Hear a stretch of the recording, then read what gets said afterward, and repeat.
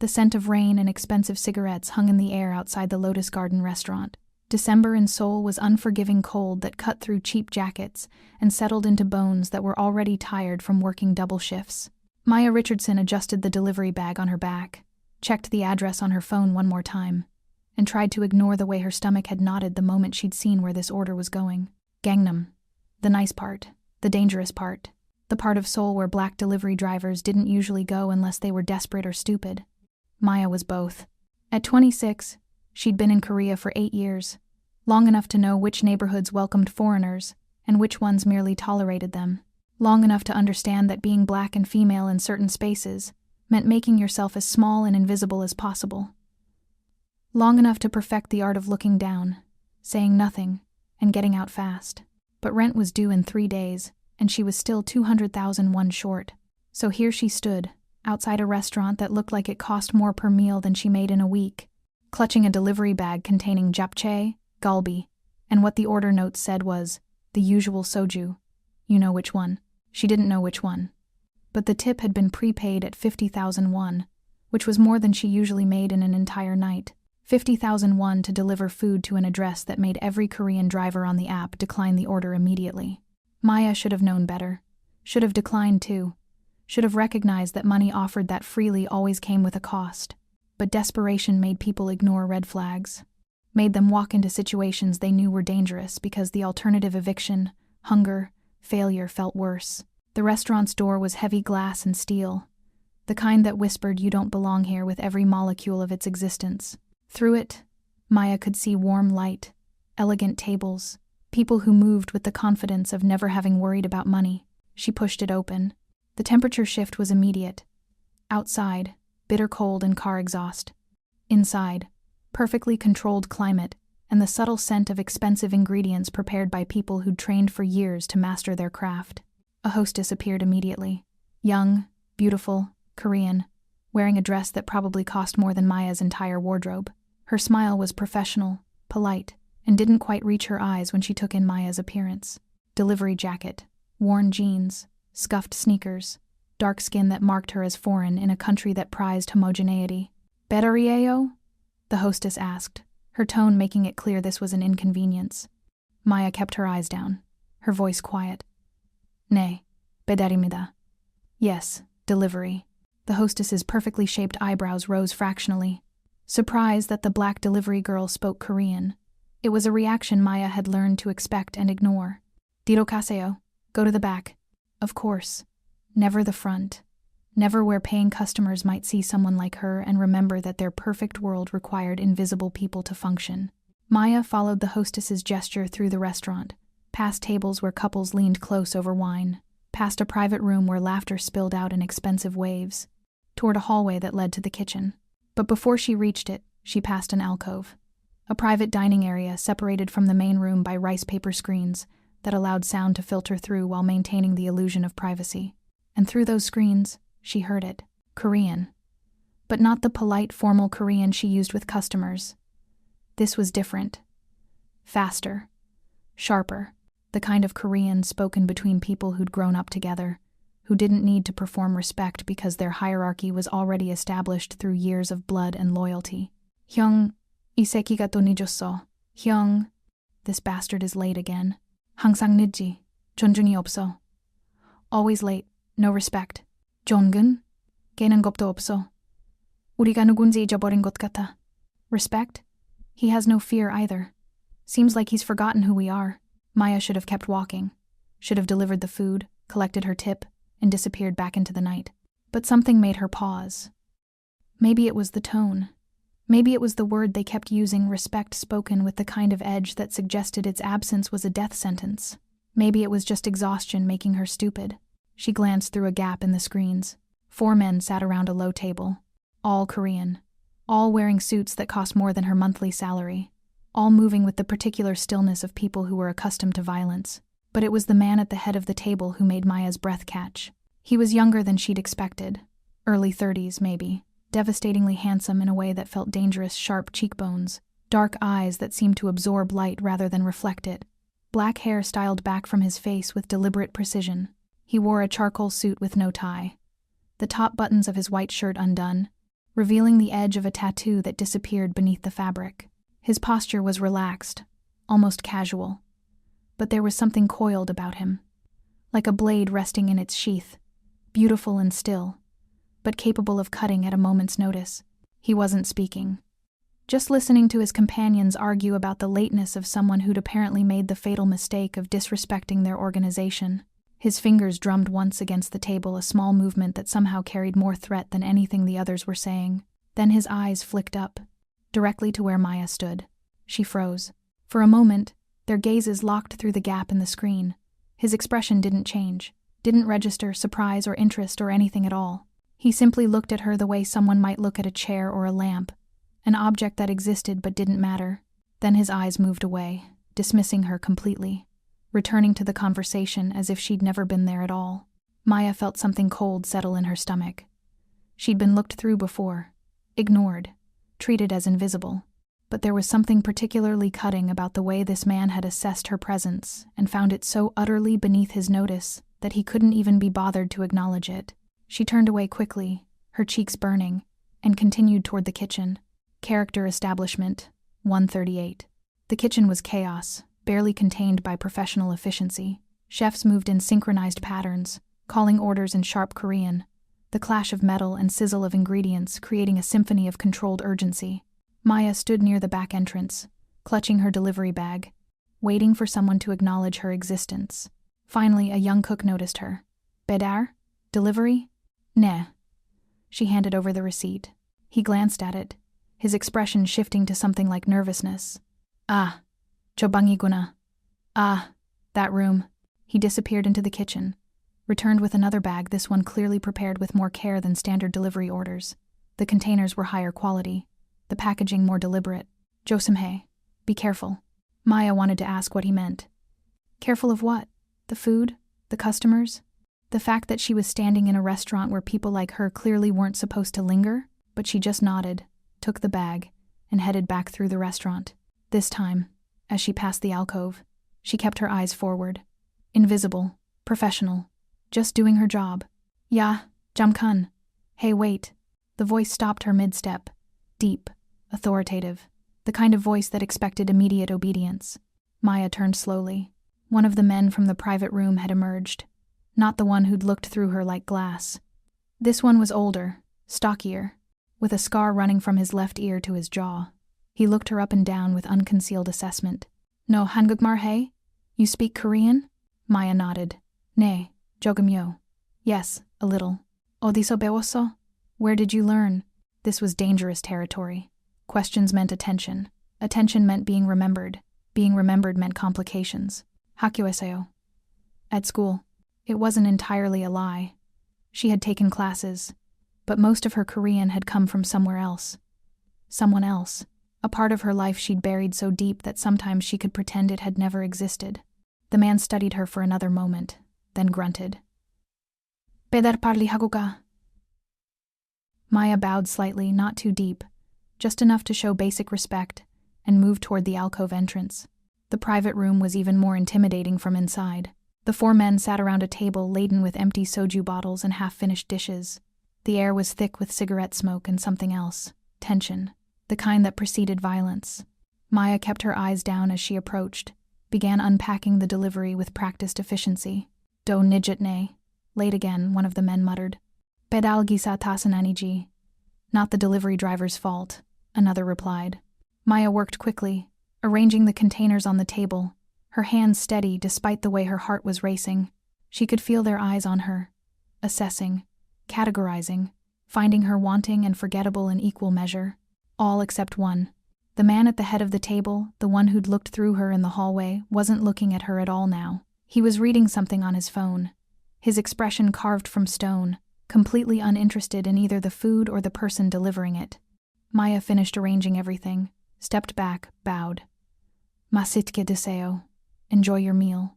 "Ya. No." "Hey, you." She looked up.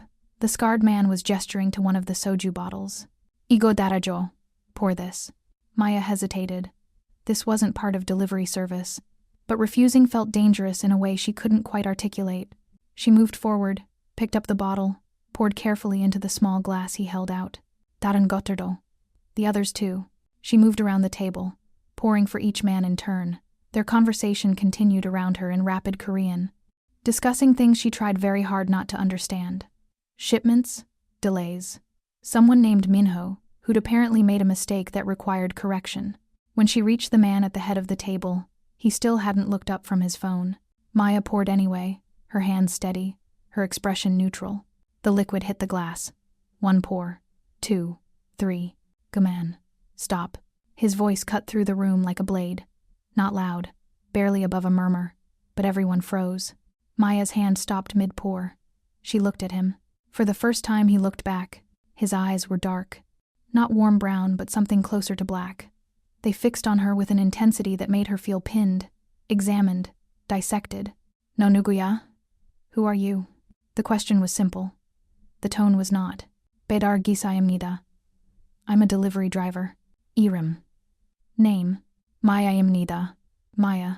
Something flickered in his expression, too quick to identify. Maya. He repeated her name like he was testing how it felt in his mouth. Hangukmar 어디서 배웠어? Where did you learn Korean? The same question the scarred man had asked. But coming from him, it felt different. Dangerous. Like the wrong answer might have consequences she couldn't predict. 학교에서 배웠습니다. I learned at school. Gozmar. Liar. Maya's breath caught. He set down his phone with deliberate care. Leaned back in his chair. The movement was casual, but every man at the table had gone still, watching, waiting. 학교에서 배운 한국말은 저렇게 안 들려. Korean learned in school doesn't sound like that. His eyes never left hers. No Busan 사투리 있어. 아주 약하지만 있어. You have a Busan accent. Very slight, but it's there. Maya felt cold spread through her chest. He was right. She did have an accent. One she'd tried for years to hide. One that came from somewhere she'd promised herself she'd never think about again. 부산에서 살았어? Did you live in Busan? 아니요. No. 그럼 누가 가르쳤어? 부산 사람이? Then who taught you? Someone from Busan? The questions were getting too close, too precise, cutting toward truths Maya had buried under layers of careful distance. 죄송합니다. 배달이 더 있어서. I'm sorry, I have more deliveries. 대답 안 했어. You didn't answer. His voice hadn't risen, hadn't gotten louder or sharper, but somehow the temperature in the room dropped anyway. Maya met his eyes. Saw something there that made her reckless. Made her tired of bowing and scraping and making herself small for men who looked through her like she was nothing. 개인적인 질문은 대답 안 해도 되죠? I don't have to answer personal questions, do I? The room went absolutely silent. The other men stared at her like she'd just signed her own death warrant. The scarred one actually reached toward his jacket, toward whatever weapon he kept there. But the man at the head of the table, the cold one, the dangerous one, smiled. It wasn't a warm smile. It was the smile of a predator who just found something unexpectedly interesting. Niga maja. You're right. He leaned forward slightly. 대답 안 해도 돼. 하지만, you don't have to answer. But, he paused. Let the silence stretch. 궁금하네. 배달 기사가 왜 이렇게 당당해? I'm curious. Why is a delivery driver so confident? 자신감이 아니에요. It's not confidence. Maya kept her voice steady. 존중이에요. It's respect. 존중? Respect? His eyebrow rose fractionally. 네. 저한테 존중하시면 저도 존중하겠습니다. Yes. If you respect me, I'll respect you back. For a long moment, he said nothing. Just studied her like she was a puzzle he couldn't quite solve. Something that didn't fit the categories he'd built for the world. Then he reached into his jacket. Maya's body went rigid. This was it. She'd pushed too far, said too much, forgotten that men like this didn't tolerate being challenged, especially not by women who delivered food for a living. But he didn't pull out a weapon. He pulled out his wallet, counted out bills, far more than the prepaid tip, more than seemed reasonable for any delivery. Yagi, here. He held them out. Maya stared at the money, then at him. Tipun imi. The tip was already, kajo. Take it. It wasn't a suggestion. Maya took the bills with trembling fingers, bowed quickly, turned to leave. Maya. Her name stopped her at the entrance. She looked back. He was watching her with that same unreadable expression. 다음에 또 올 거야? Will you come again? It should have sounded like a question. It didn't. 주문하시면요. If you order. His mouth curved slightly. Not quite a smile. 그럼 주문할게. Then I'll order. Maya fled. Maya didn't sleep that night. She lay in her tiny Goshiwan room, barely larger than a closet, with a single mattress on the floor and a desk she could touch while lying down, and counted the money he'd given her. 300,000 won. For delivering food? For speaking Korean with a Busan accent she'd tried for 8 years to erase. For looking him in the eye and refusing to be invisible. The bills felt heavy in her hands. Wrong. Like they carried weight beyond their monetary value. Like accepting them meant accepting something else she couldn't quite name. But rent was due. And the heating in her room barely worked. And she'd been living on convenience store kimbap for 3 weeks because actual meals were a luxury she couldn't afford. So Maya folded the money carefully, tucked it into the envelope where she kept her emergency fund, and tried to convince herself that one strange encounter didn't mean anything. Rich men had weird hobbies. Maybe tipping excessively was his. Maybe he'd already forgotten about her. Maybe she'd never see him again. She was wrong. The next order came 2 days later. Maya was between shifts, 45 minutes of freedom between her morning coffee shop job and her evening delivery route, when her phone buzzed with a new delivery request. Lotus Garden Restaurant, Gangnam. The same address.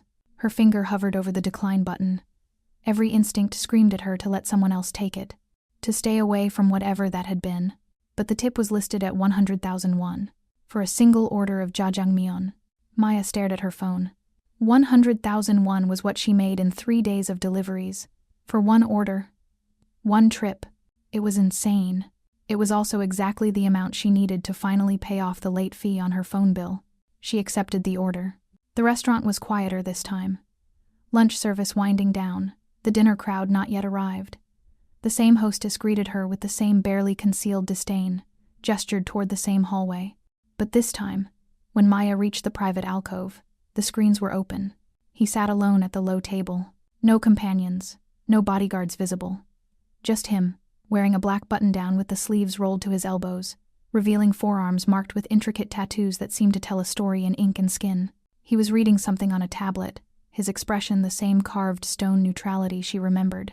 Maya hesitated at the entrance. He looked up, those dark, unreadable eyes finding hers immediately. "Turawa, come in." His voice was quiet, calm, the kind of calm that felt more dangerous than shouting. Maya entered, the delivery bag suddenly feeling heavier than it should.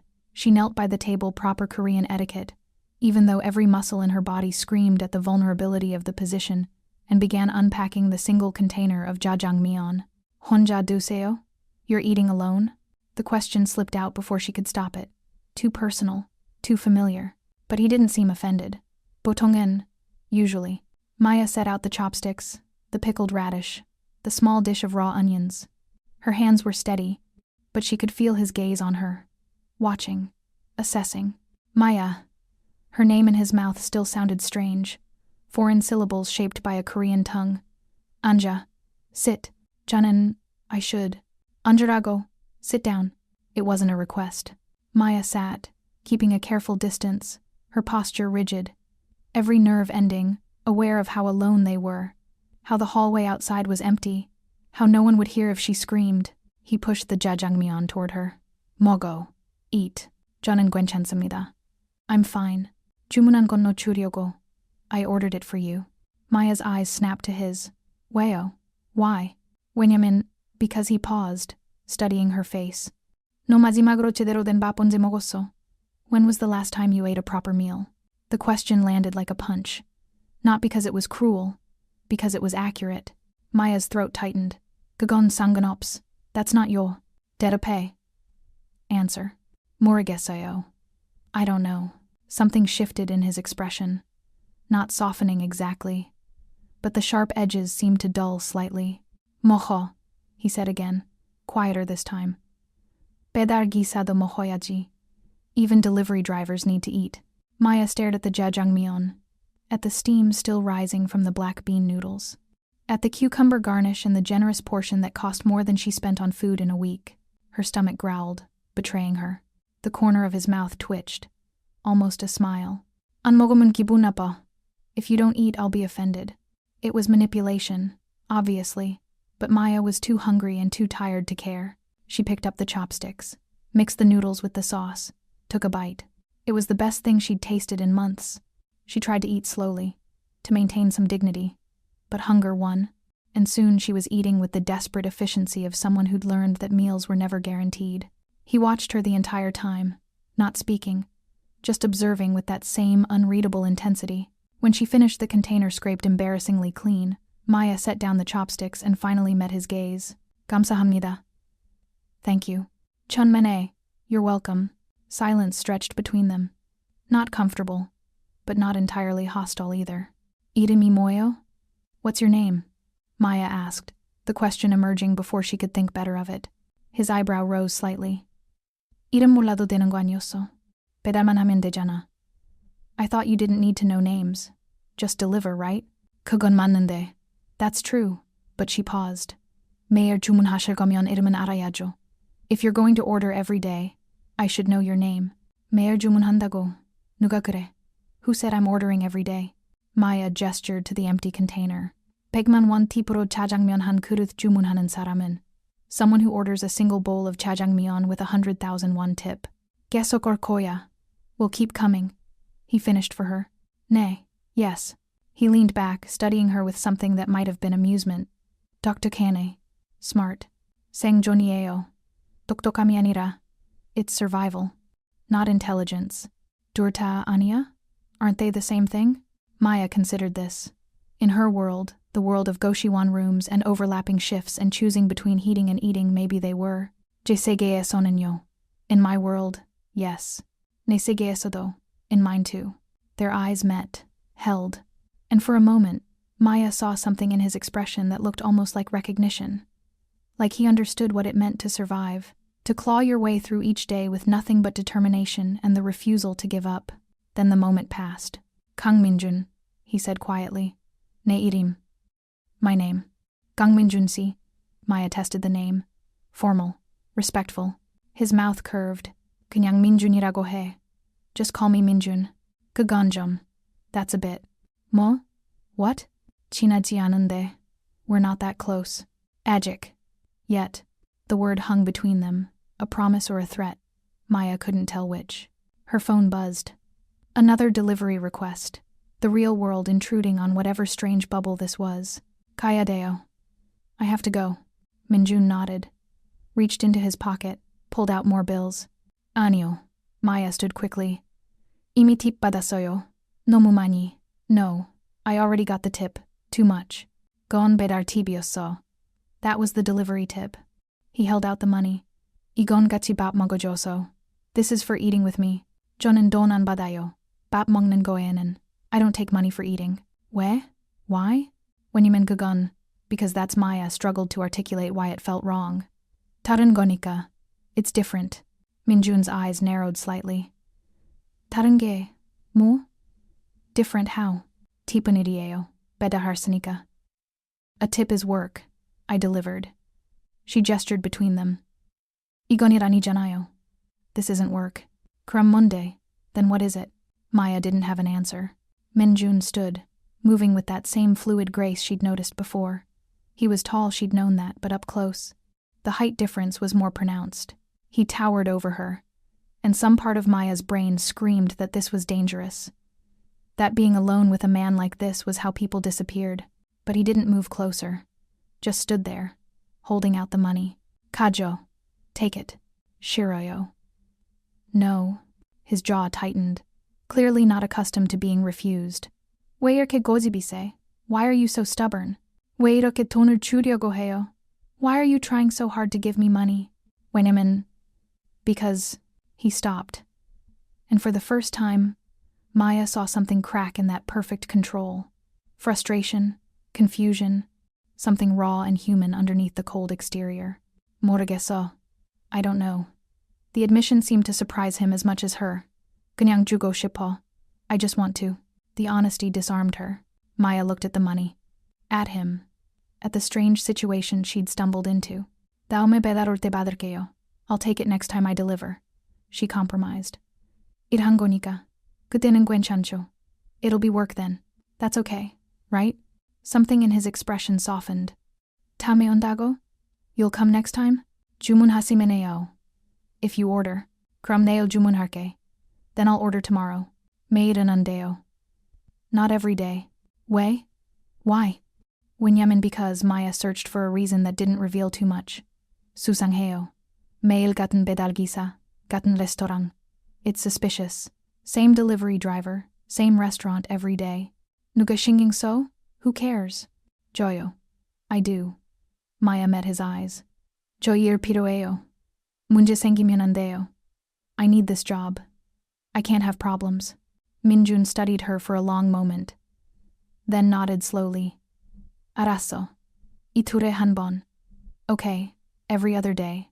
그것도. That's also. 타협이야. It's a compromise. His tone left no room for argument. 이틀에 한 번.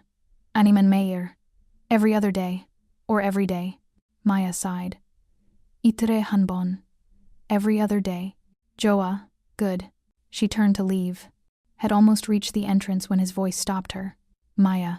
She looked back. He was standing by the table, hands in his pockets, his expression unreadable again. But there was something in his eyes, something intense and focused and entirely fixed on her. 조심해서 가. Be careful going home. It should have sounded casual. It didn't. It sounded like he knew exactly how dangerous Seoul was for a woman alone. How much more dangerous for a black woman working delivery at night. How many things could go wrong between here and her tiny room and now on. Nah. Yes. Maya left, her heart racing for reasons she didn't want to examine too closely. He kept his word. Every other day, like clockwork, an order appeared from Lotus Garden restaurant. The amount varied, sometimes jjajangmyeon, sometimes galbi. Once an entire spread of banchan that must have cost a fortune, but the pattern was consistent. And every time, Minjun was there, alone, waiting. They fell into a strange routine. Maya would arrive, deliver the food, and he would insist she eat something. She'd refuse. He'd refuse her refusal. Eventually, she'd give in, too tired and too hungry to maintain the pretense that she wasn't starving. They'd eat together in comfortable silence, or sometimes he'd ask her questions. Where are you from? America. Georgia. A small town she'd been desperate to escape. How long have you been in Korea? 8 years. Since she was 18. Since everything fell apart. Why Korea? She'd given him a non-answer about K-pop and Korean dramas. He'd looked at her like he knew she was lying but didn't push. Do you have family? The question had made her throat tight. Not anymore, she'd said. And he'd let it drop. Maya learned things about him too, though he volunteered far less. He owned several businesses. He didn't specify which kind, but Maya wasn't naive enough to think they were all legal. He'd grown up in Busan, which explained why he'd recognized her accent. He had a younger sister. The only time Maya had seen his expression genuinely soften was when he mentioned her. He was lonely. This he never said. But Maya recognized it anyway. Saw it in the way he always sat alone, in how he seemed to relax fractionally when she arrived. In the careful way, he orchestrated these deliveries just to have someone to eat with. 3 weeks into their strange arrangement, Maya made a mistake. She arrived for a delivery during a storm. Seoul's winter rain was vicious, ice-cold, and relentless, turning streets into rivers and making her delivery bike nearly impossible to control. By the time she reached Lotus Garden, she was soaked through, her jacket useless against the downpour, her jeans clinging to her legs, her hair plastered to her skull. The hostess took one look at her and actually recoiled. 밖에서 기다려. Wait outside. 비 오는데요. It's raining. 상관없어. 여기 물 떨어뜨리면 안 돼. I don't care. You can't drip water here. Maya was about to argue when a voice cut through the lobby. 뭐 하는 거야? What are you doing? Minjun appeared from the hallway. He took one look at Maya, shivering, dripping, clearly miserable, and his expression went cold. Not at her. At the hostess. 왜 밖에 있어? Why is she outside? He spoke in Korean, but his tone carried an edge that made the hostess pale. 저는 그냥 I was just... 지금 당장 수건 가져와. 그리고 따뜻한 차. Get a towel right now. And hot tea. He moved toward Maya. Barley, quickly. The hostess scrambled away. Minjun reached Maya, and before she could protest, he was pulling off his suit jacket, draping it around her shoulders. 왜 이렇게 된 거야? Why are you like this? 비 왔어요. It's raining. 그건 알아. 왜 안 쉬었어? 너무 위험해. I know that. Why didn't you take a break? It's too dangerous. 돈 벌어야 해서요. I needed to make money. Something flashed in his eyes. Anger, maybe. Or frustration. 돈보다 목숨이 더 중요하잖아. Your life is more important than money. Shiun marieo. Don manimyon. Easy to say when you have money. The words came out sharper than she'd intended. Born from exhaustion and cold and 3 weeks of pretending this situation was normal when it absolutely wasn't. Minjun went very still. Maya tensed, waiting for anger, for dismissal, for the reminder that she was nobody and he was somebody and she'd just crossed a line. But he didn't explode. Instead, he said quietly, Maja, you're right. Maya blinked. Mo? What? Manan Maria. You're right. He met her eyes. Don 없을 때는 생존이 제일 중요하지. 나도 알아. When you don't have money, survival comes first. I know. 어떻게? How? 왜 내가 모를 것 같아? Why would you think I don't know? His voice was soft, but there was something raw underneath. 나도 가난했어. 옛날에. I was poor too, before. The hostess returned with towels and tea, interrupting the moment. Minjun took them, dismissed her with a gesture, and led Maya to the private alcove. 옷, 갈아입어야 돼. You need to change clothes. 여기 없어요. I don't have any here. He pulled out his phone, sent a quick message. 10분 후에 올 거야. They'll arrive in 10 minutes. 뭐가요? What will? 옷, clothes. 안 돼요. No. Maya. He said her name like a warning. 제발 오늘은 싸우지 마. Please don't fight me today. And maybe it was the cold, or the exhaustion, or the unexpected gentleness in his tone, but Maya nodded. She dried her hair with the towel, while Minjun poured tea. They sat in silence, the sound of rain hammering against the windows filling the space. 왜 그렇게 열심히 일해? Why do you work so hard? He asked quietly. Maya wrapped her hands around the teacup, feeling the warmth seep into her frozen fingers. 빚이 있어서요. I have debt. 얼마? How much? 많이요. A lot. 숫자 말해봐. Tell me the number. Maya hesitated. Sharing that felt like revealing a wound. But something about the way he asked, not judgmental, just genuinely wanting to know, made her answer. 5천만 won 정도요. About 50 million won. She waited for shock, for pity, for the look people always gave when they realized how deeply underwater she was. But Minjun just nodded. 학자금? Student loans? 그것도 있고. That. And she stopped. 뭐? What? 다른 것도. Other things. He didn't push. Just sat there, waiting. And maybe it was because he'd admitted to being poor once. Or because he'd given her his jacket without hesitation. Or because she was so tired of carrying everything alone. 우리 아버지 빚이었어요. It was my father's debt. The words spilled out. 돌아가시고 나서 저한테 왔어요. 보증을 썼었거든요. 몰랐는데. When he died, it came to me. I had co-signed. I didn't know. Minjun's expression darkened. 내가 몇 살이었는데. How old were you? Your order. 18. 그건. That's. burbijo. 알아요. Illegal. I know. Maya's laugh was bitter. 근데 증명할 수 없었어요. 서류는 다 있었고. 제 서명도 있었고. But I couldn't prove it. The papers were all there. My signature was there. 위조됐겠지. It must have been forged. 아마도. 근데 변호사는 돈이 필요하고. 소송은 더 많은 돈이 필요하고. Probably. But lawyers cost money. Lawsuits cost more money. And she shrugged. 그냥 갚기로 했어요. 천천히. I just decided to pay it. Slowly. 8년 동안? For 8 years? 네. Yes. Minjun was quiet for a long moment. When he spoke again, his voice was very controlled. 그 빚 갚아줄게. I'll pay that debt. Maya's head snapped up. 안 돼요. No. 왜? Why? 왜냐면 그건. Because that's. She struggled to find words. 너무 많아요. 당신은 모르는 사람이고. 저는. It's too much. You're a stranger, and I'm. 모르는 사람 아니야. 이제. Not a stranger. Not anymore. 3주 알았어요. 그게 모르는 사람이에요. 3 weeks. That's a stranger. 그럼 뭐가 필요해? 몇 달? 몇 년? Then what do you need? Months? Years? Minjun leaned forward. 얼마나 알아야 내가 너 도와줄 수 있어? How long do I need to know you before I can help? 도움이 아니에요. 통제예요. It's not help. It's control. Maya's voice shook. 돈 받으면 빚진 거예요. 또 다른 빚. If I take money, I owe you. Another debt. 내가 원하는 건. What I want. 뭐예요? 뭘 원하세요? What? What do you want? The question hung between them. Heavy, charged. Minjun stared at her, and Maya saw something in his expression that made her breath catch. Want. Real, raw, undisguised want. Not for her body, though that was probably there too, but for something else. Something deeper. Her company. Her conversation. Her refusal to bow and scrape and treat him like everyone else did. Morigisa. I don't know. His admission was quiet, raw. Ajigan. Not yet. A knock at the entrance interrupted them. A woman entered, professional, efficient, carrying several shopping bags from expensive boutiques. Osieo. Saidzanen chuchuketsoyo. The clothes.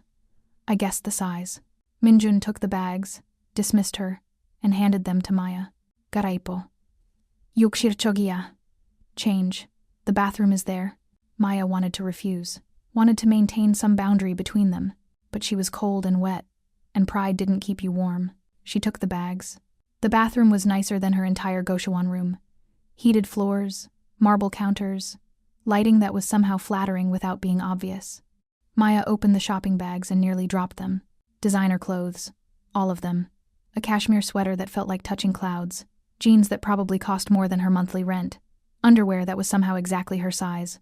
Socks. A coat that looked like it could survive Arctic temperatures. Everything fit perfectly. Maya stared at her reflection. She looked different in these clothes. Not better exactly, but more solid, more real, like someone who deserved to take up space.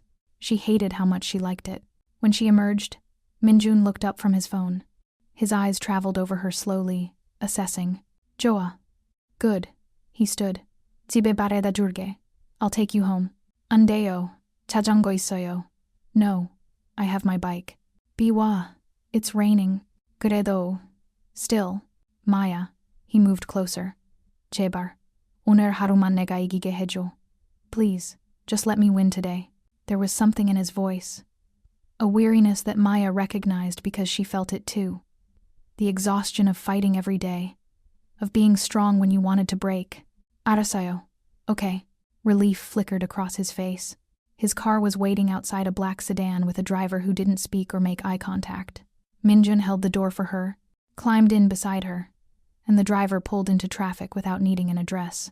Otake uri jip arayo? How do you know where I live? Minjun had the grace to look slightly uncomfortable. Berarebe ijana. It's on the delivery app. Kugon restaurant jusoyeo. Jip juso anigo. That's the restaurant address.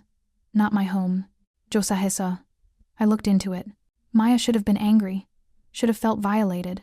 But mostly she just felt tired. Weo? Why? Wenyamun. Because Minjun looked at her. And for the first time, she saw real uncertainty in his expression. Kokjang deso. I worry. Joe deheseyo? About me? Yes. Weo? Chonen amugoto aninde. Why? I'm nobody. His hand moved, almost reaching for hers, then stopping. Anya. No, you're not. The car pulled up outside her Goshiwan building. A rundown structure in Nawan where rent was cheap and questions weren't asked. Minjun looked at the building, his expression carefully neutral. But Maya saw his jaw tighten. Yogi sanankoya? You live here? Nay, yes. Ormaya? Warse. How much? The monthly rent. Samsiman won. 300,000 won. The amount he'd tipped her for that first delivery. Maya saw him processing this. Calculating. Understanding that she lived in a closet barely big enough for a bed because it was all she could afford. Maya. Andeo. No. She knew what he was going to offer. Jipto andeo. Bitto andeo. Amogoto andeo. Not an apartment. Not the debt. Nothing. We iroke gojibise? Why are you so stubborn? When yaman nein senginika? Because it's my life. Maya met his eyes. Nega mangchotko. Nega gochoyadeo. I broke it, I have to fix it. Hunja man kinko anijana.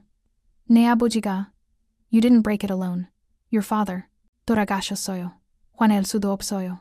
He's dead. I can't even be angry. Her voice cracked. Kanyang bitmani soyo. Gutomnen bid. Grigo chonen. There's just debt. Endless debt. And She stopped. Swallowed hard. Refused to cry in front of this man who already saw too much. Mianhe. I'm sorry. Minjun's voice was soft. 도와주고 싶은데 방법을 모르겠어. I want to help, but I don't know how. 도와주고 싶으면. If you want to help, Maya looked at him. 계속 주문해줘요. 일 주고, 그거면 충분해요. Keep ordering. Give me work. That's enough. 충분하지 않아. It's not enough. 저한테는 그래요. It is for me. They sat in silence, the rain drumming on the car roof. Finally, Maya opened the door. 감사합니다. 옷하고 차 태워준 거. Thank you. For the clothes and the ride. 옷은 가져. Keep the clothes. 너무 비싸요. They're too expensive. 그래서 필요한 거잖아. That's why you need them. His eyes held hers. 제발, 그냥 가져. 선물로. Please, just keep them. As a gift. Maya wanted to refuse. But she was cold, and her own clothes were soaked, and pride was a luxury she couldn't afford. 감사합니다. Thank you. She climbed out of the car, had almost reached the building entrance when she heard the car door open behind her. Minjun stood in the rain, apparently unconcerned about his expensive suit getting wet. 내일, tomorrow, he said. 주문하기로 했는데. 내일 주문할게. I said I wouldn't order, but I'll order tomorrow. 이틀에 한 번이라고. You said every other day. 규칙 바꿔. I'm changing the rules. His voice was firm. 매일 주문할 거야. 거절하지 마. I'll order every day. Don't refuse. 왜요? Why? 왜냐면. Because. He stopped. And Maya saw something in his expression that made her heart race. Something intense and focused and entirely fixed on her. 너 보고 싶어서. Because I want to see you. The admission hung between them in the rain. Maya should have said no. Should have maintained boundaries. Should have protected herself from whatever this was becoming. But she was so tired of being alone. So tired of fighting. So tired of pretending she didn't look forward to these deliveries more than anything else in her week. 알았어요. Okay, Minjun smiled. A real smile this time. Warm and genuine and devastating. 내일 봐. See you tomorrow. 내일 봐. See you tomorrow. Maya went inside, climbed the stairs to her tiny room, and sat on her bed in clothes that cost more than everything she owned. She was in trouble. Deep, complicated, dangerous trouble. Because Kang Minjun wasn't just a rich customer anymore. He was becoming someone who mattered. And in Maya's experience, people who mattered always left. The only question was how much damage they'd do on their way out. Minjun kept his word. He ordered every day. But the orders changed. No longer simple meals. Now they were elaborate spreads, enough food for 4 people delivered to a table where only 2 sat. Galbi and japchae and kimchi jjigae and banchan that covered every inch of the table. Expensive cuts of meat, seasonal vegetables, dishes that required hours of preparation. And every time, without fail, Minjun would insist Maya eat with him. 혼자 다 못 먹어. I can't eat all this alone, he'd say. As if the solution wasn't simply ordering less food. Maya stopped protesting after the first week. Partly because arguing with Minjun was exhausting. Mostly because she was tired of being hungry. She told herself it was just free food. Just a strange rich man's eccentric hobby. Just temporary until she figured out something better. She was lying to herself, and she knew it. The truth was that she looked forward to these deliveries with an intensity that scared her. Looked forward to sitting across from Minjun in that private alcove, eating food she could never afford, talking about everything and nothing. He asked her about America, about Georgia, about what it was like growing up black in a small southern town. She asked him about Busan, about his childhood, about how he'd gone from poverty to whatever this was. He deflected most personal questions with the skill of someone practiced at keeping secrets, but occasionally, late into their meals when the soju had loosened his carefully controlled tongue, he'd let something slip. 우리 엄마는 내가 10살 때 돌아가셨어. My mother died when I was 10. He'd said it quietly, staring at his drink. 아빠는 술만 마셨고. My father just drank. 언니는? Your sister? 내가 키웠어. I raised her. A pause. 아니면 키우려고 했어. 잘했는지 모르겠어. Or tried to. I don't know if I did it well. 지금 어디 있어요? Where is she now? 안전한 곳에. Somewhere safe. His expression had hardened. 여기서 멀리. Far from here. Maya understood. Whatever Minjun did, whatever business he ran that required private dining rooms and men with scars and enough money to tip more than most people made in a month, he'd kept his sister away from it. Protected her the only way he knew how. Distance. 외로워요? Are you lonely? Maya had asked before she could stop herself. Minjun had looked at her with those dark, unreadable eyes. Men are always. Nado. Me too. Something had shifted between them in that moment. An acknowledgement. A recognition of two people who'd learned to survive alone and had forgotten what it felt like not to. That was 3 weeks ago. Now it was late January, and Seoul was locked in the grip of winter's cruelest phase. The kind of cold that made breathing painful and turned the streets into ice slicks that sent delivery bikes sliding into traffic. Maya had learned to navigate it. Learned which routes were safer, which hills to avoid, which neighborhoods had slightly better road maintenance. She'd invested in better winter gear, using the tips from Minjun that she'd finally allowed herself to keep, and developed a system that minimized risk while maximizing deliveries. But systems could only do so much. She was on her way to Lotus Garden. The daily order had come through right on schedule when the bike hit a patch of black ice. One moment she was upright, navigating carefully through Gangnam's evening traffic. The next, she was sliding, the bike going out from under her, her body hitting pavement with a crack that knocked the air from her lungs. Pain exploded through her left side, her hip, her elbow, her shoulder all screaming in chorus. Car horns blared. Someone shouted in Korean, "Are you okay?" Maya tried to stand, but her left leg wouldn't cooperate. She looked down and saw blood seeping through her jeans. Saw the delivery bag's contents scattered across the street. Saw her phone's screen shattered into a spider web of cracks. She bear. Fuck. She needed to get up. Needed to salvage the delivery. Needed to... A car pulled up beside her. Expensive, black, familiar. The back door opened, and Minjun emerged like an avenging angel, his expression thunderous. "Mo Hanangoya? What are you doing?" He crouched beside her, his hands hovering over her injuries like he was afraid to touch and cause more damage. "Ir Hanangoyeo." Working. Maya tried again to stand, gasped as pain lanced through her hip. "Umjikijima. Don't move." Minjun's voice was sharp with authority. To someone else. "Gugupchabulo. Call an ambulance." "Andeo." "No." Maya grabbed his arm. "Gugupcha는 너무 비싸요. 괜찮아요. Ambulances are too expensive." "I'm fine." "괜찮아 보이지 않는데." "You don't look fine." "그냥 멍들었어요." "Just bruised." "피나잖아. You're bleeding." Maya looked down at her leg again. The blood had spread, a dark stain against the denim. "좀만요. 괜찮아요." "A little. I'm fine." Minjun said something under his breath that sounded like a prayer or a curse. Maya couldn't tell which. Then he was lifting her, careful of her injuries, but brooking no argument and carrying her to his car. "Bedal. The delivery. Shingon call. Don't care. 하지만 but." "Maya." He said her name like a command. "지금은 조용히 해. Be quiet right now." The pain made arguing difficult, so Maya subsided, letting herself be placed in the back seat. Minjun climbed in beside her, barked an address to the driver that Maya didn't recognize. "어디 가요? Where are we going?" "Bingwon. Hospital." "Andeo. Don't. No. Money. 내가 낼 거야." "I'll pay." No. 말을 Listen to me." Minjun's voice was firm but not cruel.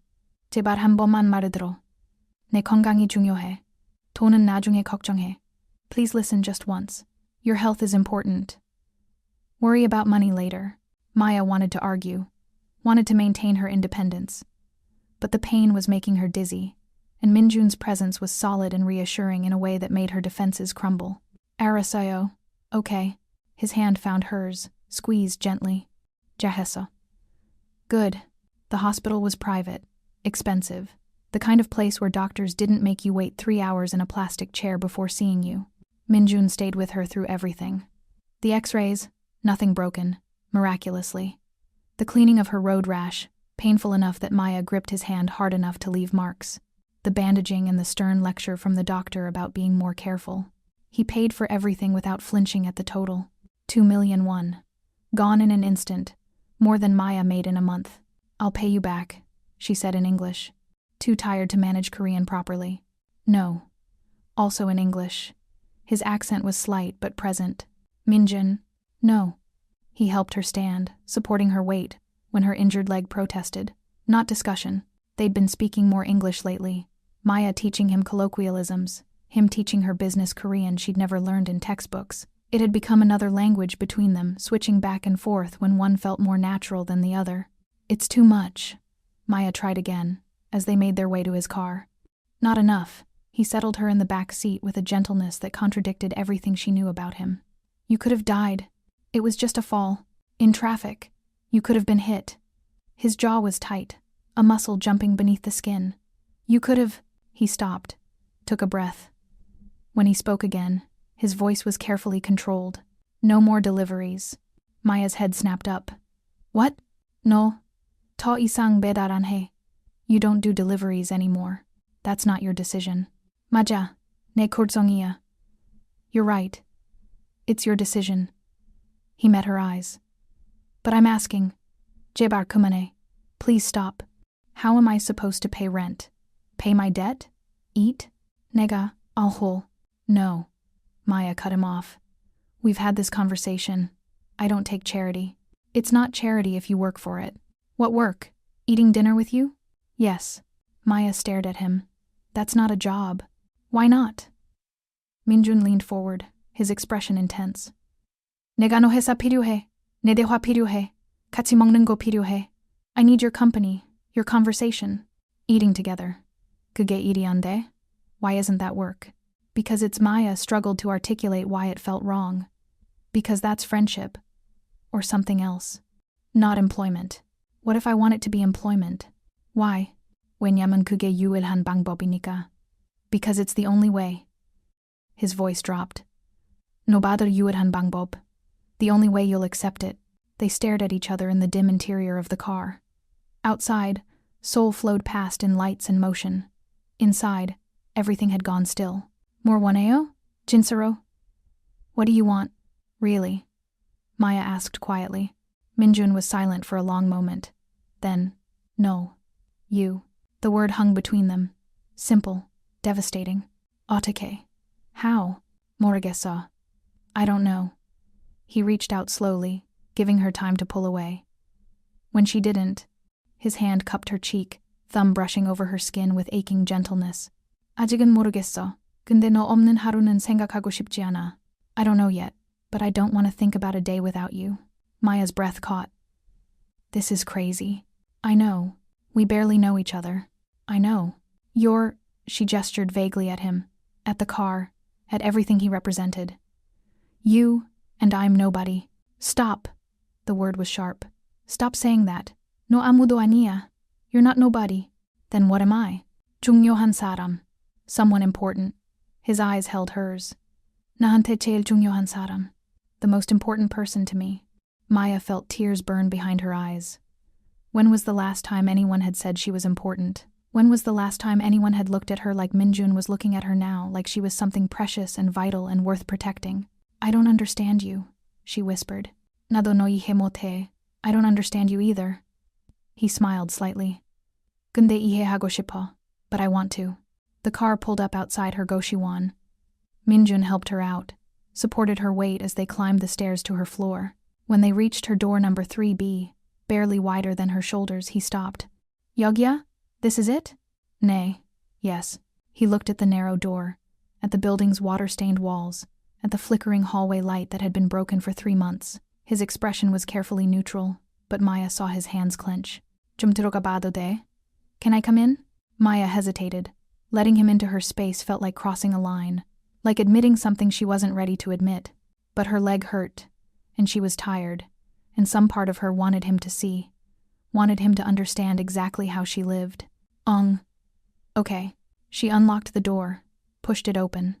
The room was exactly as she'd left it, tiny, a mattress on the floor with a thin blanket, a desk barely big enough for her laptop, clothes hanging from a wire strung across one corner, a hot plate and a single pot, her entire life compressed into a space smaller than Minjun's bathroom. He stood in the doorway too tall to enter comfortably without ducking and took it all in. His expression didn't change, but Maya saw something flash in his eyes. Anger. Not at her, at the situation, at a world that made people live like this. 여기서 얼마나 살았어? How long have you lived here? 6년. 6 years. 6년, he repeated, his voice hollow. 이 방에서. In this room. 집세 싸요. The rent is cheap. 너무 작아. It's too small. 충분해요. It's enough. 아니야. No, it's not. Minjun turned to face her fully. 이건 사람 사는 곳이 아니야. This isn't a place for a person to live. 가난한 사람은 어디서 살아요? Where do poor people live then? The question stopped him. Maya moved past him, wincing at the pain in her leg, and sat on her mattress. 이게 현실이에요. 당신 현실 아니고 제 현실. This is reality. Not your reality. My reality. Minjun stood there, looking lost in a way she'd never seen. Like he wanted to fix something but didn't know how. 고쳐주고 싶어. I want to fix it. 왜요? Why? 왜냐면, because. 왜냐면 뭐요? Because what? Maya's voice rose. 불쌍해서? 동정해서? 아니면 그냥 돈 많아서 뭐든지 살 수 있다고 생각해서? Because you pity me? Feel sorry for me? Or just because you have money and think you can buy anything? 아니, no. 그럼 뭐요? Minjun crossed the small space in 2 strides, knelt in front of her so they were eye level. 왜냐면 너 아파하는 거 보는 게 싫어서. Because I hate seeing you in pain. His hands framed her face. 왜냐면 너 이런 데서 사는 게 잘못됐다고 생각해서. Because you living like this is wrong. 제 선택이었어요. It was my choice. 아니야. 선택 없었잖아. No. You had no choice. His voice was fierce. 내 아버지가 너한테 빚 줬고, 너는 우리 8살밖에 안 됐고, 선택이 없었어. Your father gave you debt. You were only 18. You had no choice. He didn't mean to, Maya said, switching to English because the Korean for what she needed to say wouldn't come. He was sick, desperate. He made mistakes. Mistakes that you're paying for. He was my father. She stopped. It's complicated. Tell me. Minjun switched to English too, his accent thickening slightly. Make me understand. Maya looked at him. At this man who'd somehow become essential to her in the space of a few weeks. This dangerous, complicated, impossibly gentle man who was kneeling on her Goshiwon floor like it was the most natural place in the world. And maybe it was the pain medication, or the exhaustion, or the fact that she'd been carrying this alone for so long that the weight had become unbearable. But she told him, my father was Korean. Maya began quietly. Well, half. His mother was Korean. His father was a black American soldier stationed in Busan. Minjun went very still. They got married. Had my dad. Tried to make it work. But she shrugged. It was the 70s. Korea wasn't kind to mixed children. America wasn't kind to Korean wives. What happened? His dad got reassigned. Back to the States. Took the family with him. They settled in Georgia. Maya pulled her blanket tighter. My dad grew up there. Black enough to not be white. Korean enough to not be black. Belonging nowhere. 그래서 한국말 배웠어? That's why you learned Korean? Yes. Maya nodded. He spoke it at home. With my grandmother when she was alive. He wanted me to know that part of myself. The Korean part. And the Busan accent? My grandmother. She never lost it. 50 years in America. Still sounded like she'd just left Busan yesterday. Maya smiled at the memory. She taught me. Songs. Stories. How to make kimchi properly. She must have been strong. She was. Maya's smile faded. She died when I was 12. My dad, he took it hard. Started drinking. Started making bad decisions. Minjun's hands found hers. Held them gently. He borrowed money. From loan sharks, I think. I didn't know the details. I was just a kid. She swallowed hard. When I was 18, he got sick. Cancer. No insurance. The medical bills. He used you as collateral. I don't think he meant to. I think he was desperate and scared, and didn't know what else to do. Maya's voice cracked. He died 6 months later. Left me with 50 million won in debt, and a letter apologizing. Maya. I came to Korea because I thought, she laughed bitterly. I don't know what I thought. That I'd feel connected to something. That being here would make sense of who I am. Half black, half Korean. Fully belonging nowhere. You belong, Minjun said firmly. Where? He was quiet for a moment. Then, 여기. Here. He placed her hand over his heart. 나랑. With me. Maya felt tears spill over. You don't know me well enough to say that. Then I'll learn. He pulled her closer, careful of her injuries. I'll learn everything. Every language you speak. Every song your grandmother taught you. Every reason you're scared to let someone help. Why? The question was barely a whisper. Because. Minjun's voice was rough with emotion. Because I was alone for so long. I forgot what it felt like to want someone to stay. And then you showed up, and you were invisible to everyone else. But I saw you, and now I can't stop seeing you. This is crazy, Maya said again. I know. You're probably a criminal. I am a criminal. I don't even know what you do. Good. His lips quirked. Better that way. Minjun. Na 좀 도와줘. Help me, he said quietly. No 도와주게. Let me help you. How? Isahe. Move. Out of here. Dojo and Gosero. Somewhere better. I can't afford. 내가 낼게. I'll pay. Before she could protest. 월세로. 너는 나한테 일해. 계약서 쓰고 합법적으로. As rent. You work for me. We'll write a contract. Make it legal. What work? 통역. Translation. He pulled out his phone, showed her a document in English. These. Business contracts. I need someone who understands both languages perfectly. Both cultures. Maya looked at the document. It was real. Actual business, import-export negotiations that required precise translation. This is real work. Yes. Not just, she gestured between them. This is separate. Minjun's eyes held hers. Work is work. This uri, us, is different. How much? Translation? He named a figure that made Maya's eyes widen. Shigandang. Per hour. That's too much. That's market rate for someone bilingual and bicultural. Minjun. Maya. He cut her off gently. 자존심 좀 내려놔. Jibai. Put down your pride. Please. 나. 너 돕고 싶어. 진짜로. 근데 너 안 받으니까 일로 만들었어. I want to help you. Really. But you won't accept it. So I'm making it work. Maya stared at him. At this impossible man with his impossible offer. Why are you doing this? Because you matter. He said it simply, like it was obvious. No 중요해. 나한테. And I take care of what matters to me. You barely know me, so let me know you better. He stood, pulled her up gently. 이사해. 일해. bid. 갚아. 그리고 나는. Move. Work. Pay your debt. And I'll 기다릴게. I'll wait. For what? No 준비될 때까지. Until you're ready. His hand cupped her cheek. 나 기다릴 수 있어. 오래. I can wait. A long time.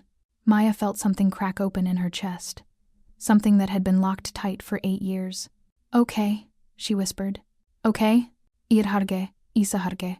I'll work. I'll move. She met his eyes. 근데 천천히. 내 속도로. But slowly. At my pace. Minjun smiled. Real and warm and devastating. 천천히. Slowly. He agreed. He kissed her forehead then. Gentle. Reverent. Like she was something precious. And for the first time in 8 years, Maya let herself believe that maybe she was. The apartment Minjun found was in Mapo. Not expensive by Seoul standards, but light years better than her Gosha one. One room with actual space to move. A separate bathroom. A kitchen with a full-sized refrigerator. Windows that let in light. He paid 3 months' rent up front. Signing bonus, he called it, and had movers collect her few possessions before she could protest. The translation work was real. Contracts, business correspondence, negotiation documents that required understanding not just language but cultural context. Maya worked from the apartment, submitted her translations electronically, and received payment that was exactly what Minjun had promised. She still saw him daily, but now it was different. Now he'd pick her up, her leg still healing, making the subway difficult, and they'd have dinner. Sometimes at Lotus Garden, sometimes at other restaurants. Once, memorably, at a pojangmacha where he'd looked completely out of place in his expensive suit, but had eaten tteokbokki with the same focus he gave everything. They talked. About everything. His childhood in Busan. Her memories of her grandmother. His sister Minji. Studying art in Paris. Safely away from whatever darkness surrounded his business. Maya's dreams of finishing university someday. Getting a degree in Korean literature. He asked her to teach him better English. She asked him to help her lose the Busan accent that marked her as different. Why? He'd asked. 예쁜데. It's pretty. Different isn't always good. 너는 달라도 좋아. You're good even when you're different. He touched her face gently. 아니, 달라서 좋아. No, you're good because you're different. They didn't talk about what they were to each other. Didn't define it. Maya told herself it was safer that way, less complicated. She was lying to herself, and she knew it.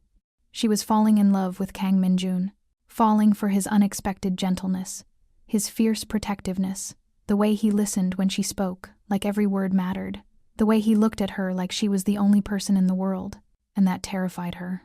Because men like Min-jun, powerful, dangerous, surrounded by shadows, didn't keep women like Maya. They protected them at a distance, maybe, helped them get stable, then moved on to someone more appropriate, someone who fit their world. Maya was preparing herself for that inevitable ending. She wasn't prepared for what actually came. It happened on a Tuesday. Maya was working in her apartment, translating a complex contract about shipping logistics, when her phone rang. Unknown number. She almost didn't answer. But something made her pick up. 여보세요? Hello? Heavy breathing. Then, Maya? Maya? The voice was wrong. Rough. Scared. 누구세요? Who is this? 나는, I'm a pause, then switching to accented English. Friend of Min-jun? You need to come. Now. Maya's blood went cold. Where is he? What happened? An address in Gangbook. Not a good neighborhood. Hurry. The line cut out. Maya was moving before she could think. Grabbed her coat, her phone, ran for the subway. She shouldn't go. Every instinct screamed that this was dangerous. That she should call the police, or someone, or anyone other than running headlong into whatever this was. But the fear in that voice, the urgency, Min-jun was in trouble. And despite every logical reason to stay away, Maya was already running toward him. The address led to a warehouse. Abandoned, windows broken, the kind of place where bad things happened. Maya's hands shook as she approached. The door was ajar. Inside, darkness and the smell of rust and something else. Copper. Blood. Min-jun? Min-jun? Her voice echoed. Movement in the shadows. Then a voice. Not Min-jun's. Didio. Finally, 3 men emerged from the darkness. Korean, young, wearing clothes that tried too hard to look expensive. Maya backed up, but hands grabbed her from behind. A 4th man. She hadn't seen him. Nah! Let go! Joing-hee, be quiet. The leader, thin, with a scar across his cheek, stepped closer. We've been waiting for you. Where is Min-jun? Gang Min-jun? The man laughed. That bastard is probably home. We just needed you to come. Trap. It was a trap. Maya's mind raced. Why? Because he pulled out a knife. You're important to him, and we need him to understand that nobody leaves our organization without consequences. I don't. Quiet. The blade pressed against her throat. You're going to call him. Tell him to come. And when he does, the man didn't finish. Because the warehouse door slammed open with a crash that echoed like thunder, and Min-jun stepped through, his expression absolutely murderous. He wasn't alone. 5 men flanked him, all moving with military precision, all armed. Sundae, take your hands off her. Min-jun's voice was quiet, deadly. The knife at Maya's throat pressed harder. Han barchakmanto o Min-jugyo. One more step and I'll kill her. Min-jun smiled. It was the most terrifying thing Maya had ever seen. Jugyoba. Try it. He took a step forward. 근데 그 순간 너희 다 죽어. 너 내가 죽노 아는 사람 전부. But the moment you do, you all die. You, your families, everyone you know. we're. 나 알아. 정현수 밑에 있지? I know. You're under 정현수, right? Min-jun took another step. 내가 나한테서 빠져나가려고 했던 그 새끼?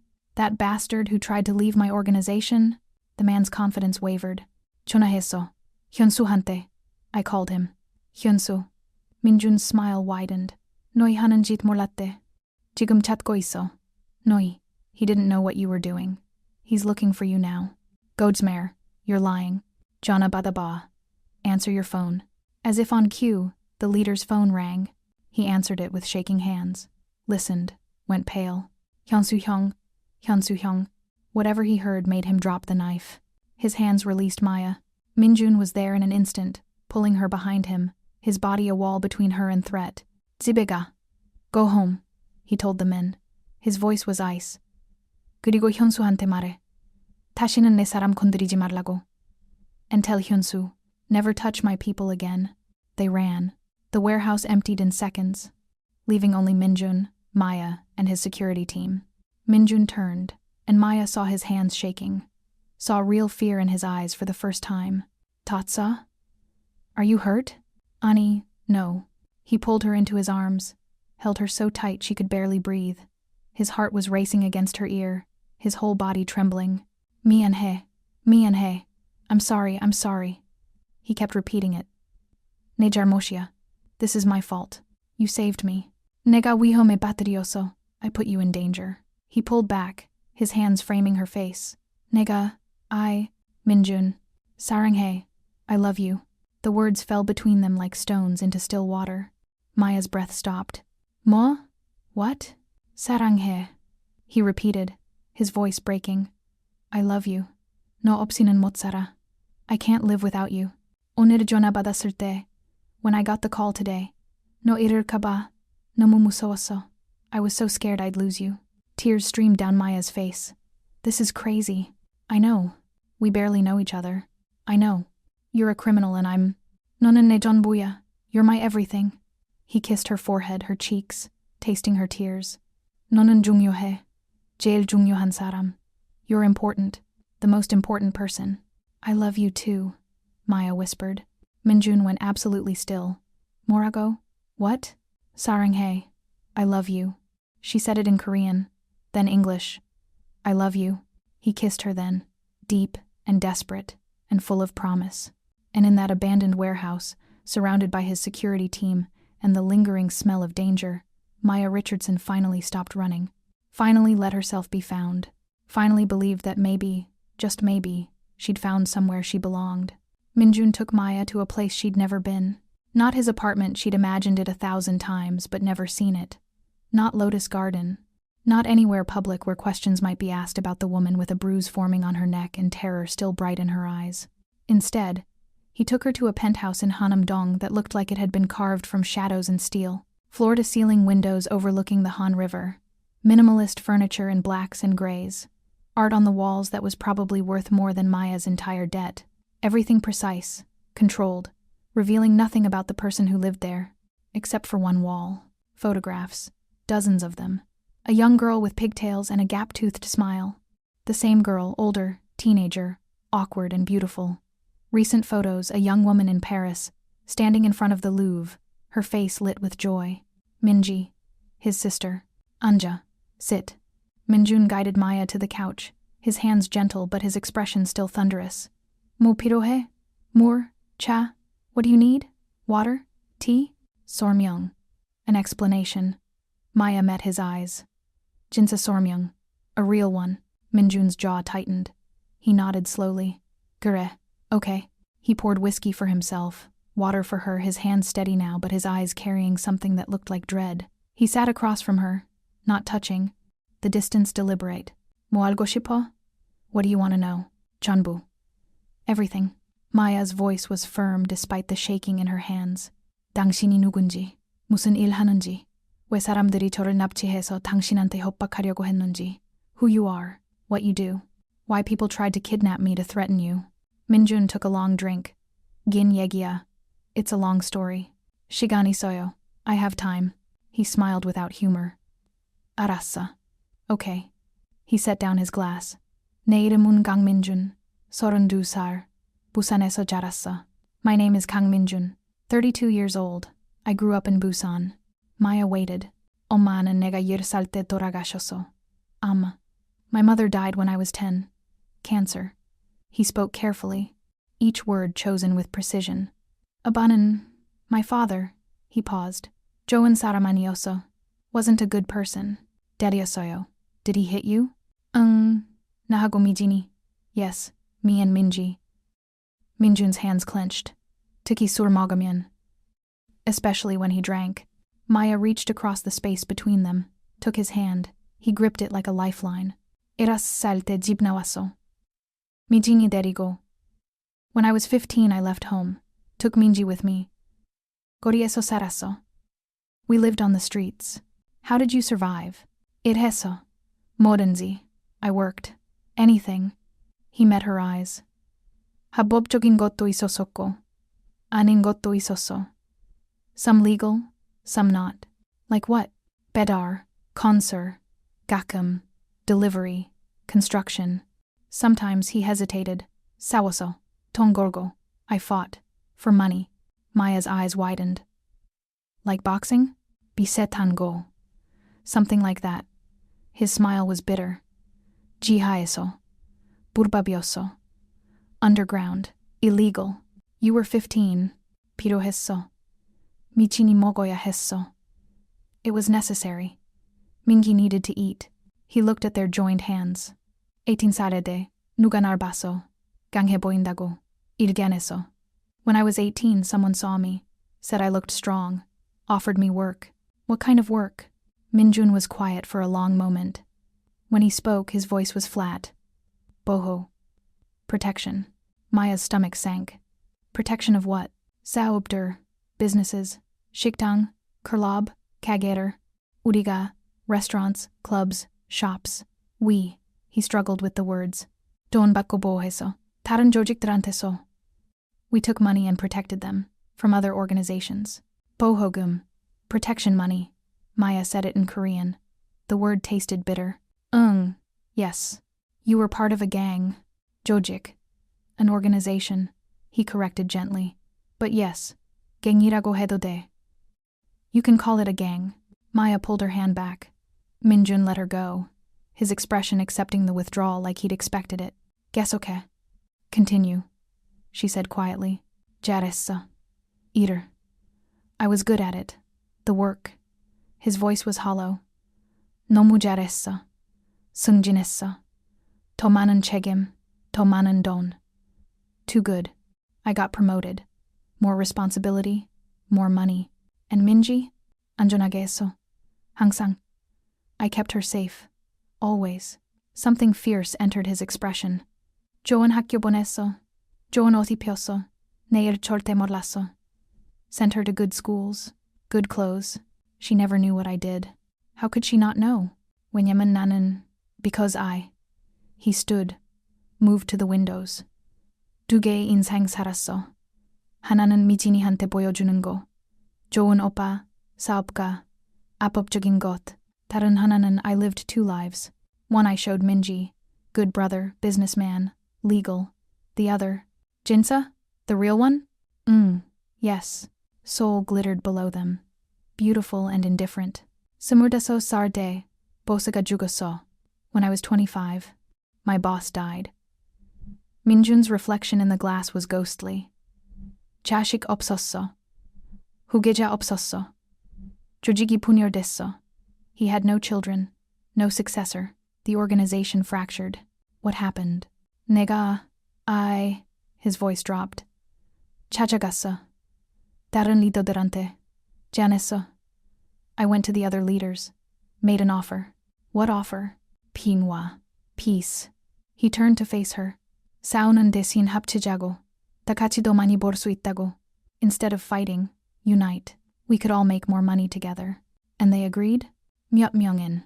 Some did. His jaw tightened. 안 그런 사람들은, the ones who didn't. 죽였어요?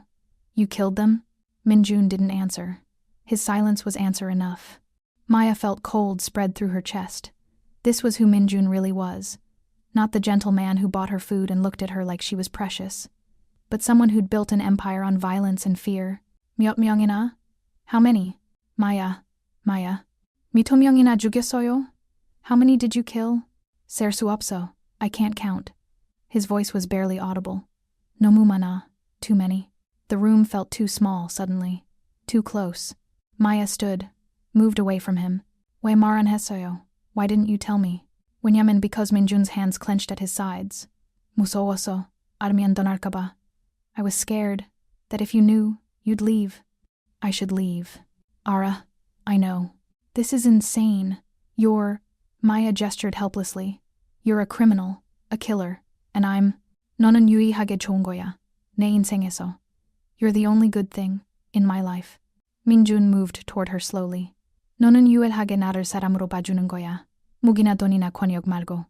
You're the only one who sees me as a person, not a weapon or money or power. You lied to me. 아니. No. He stopped just out of reach. 절대 거짓말 안 했어. 그냥 전부한 말 했어. I never lied. I just didn't tell you everything. That's the same thing. 알아. 미안해. I know. I'm sorry. His voice broke. 근데 지금은 알잖아. 전부. And now you know. Everything. 그래도 여기 있어? And you're still here? Maya realized she was. She should have walked out the moment he said he'd killed people. Should have run the second she understood what he really was. But her feet weren't moving. Because despite everything, despite the violence and the danger and the impossibility of it all, some part of her understood. Understood what it meant to do terrible things to survive. To protect someone you loved. To build a life from nothing when the world gave you no other options.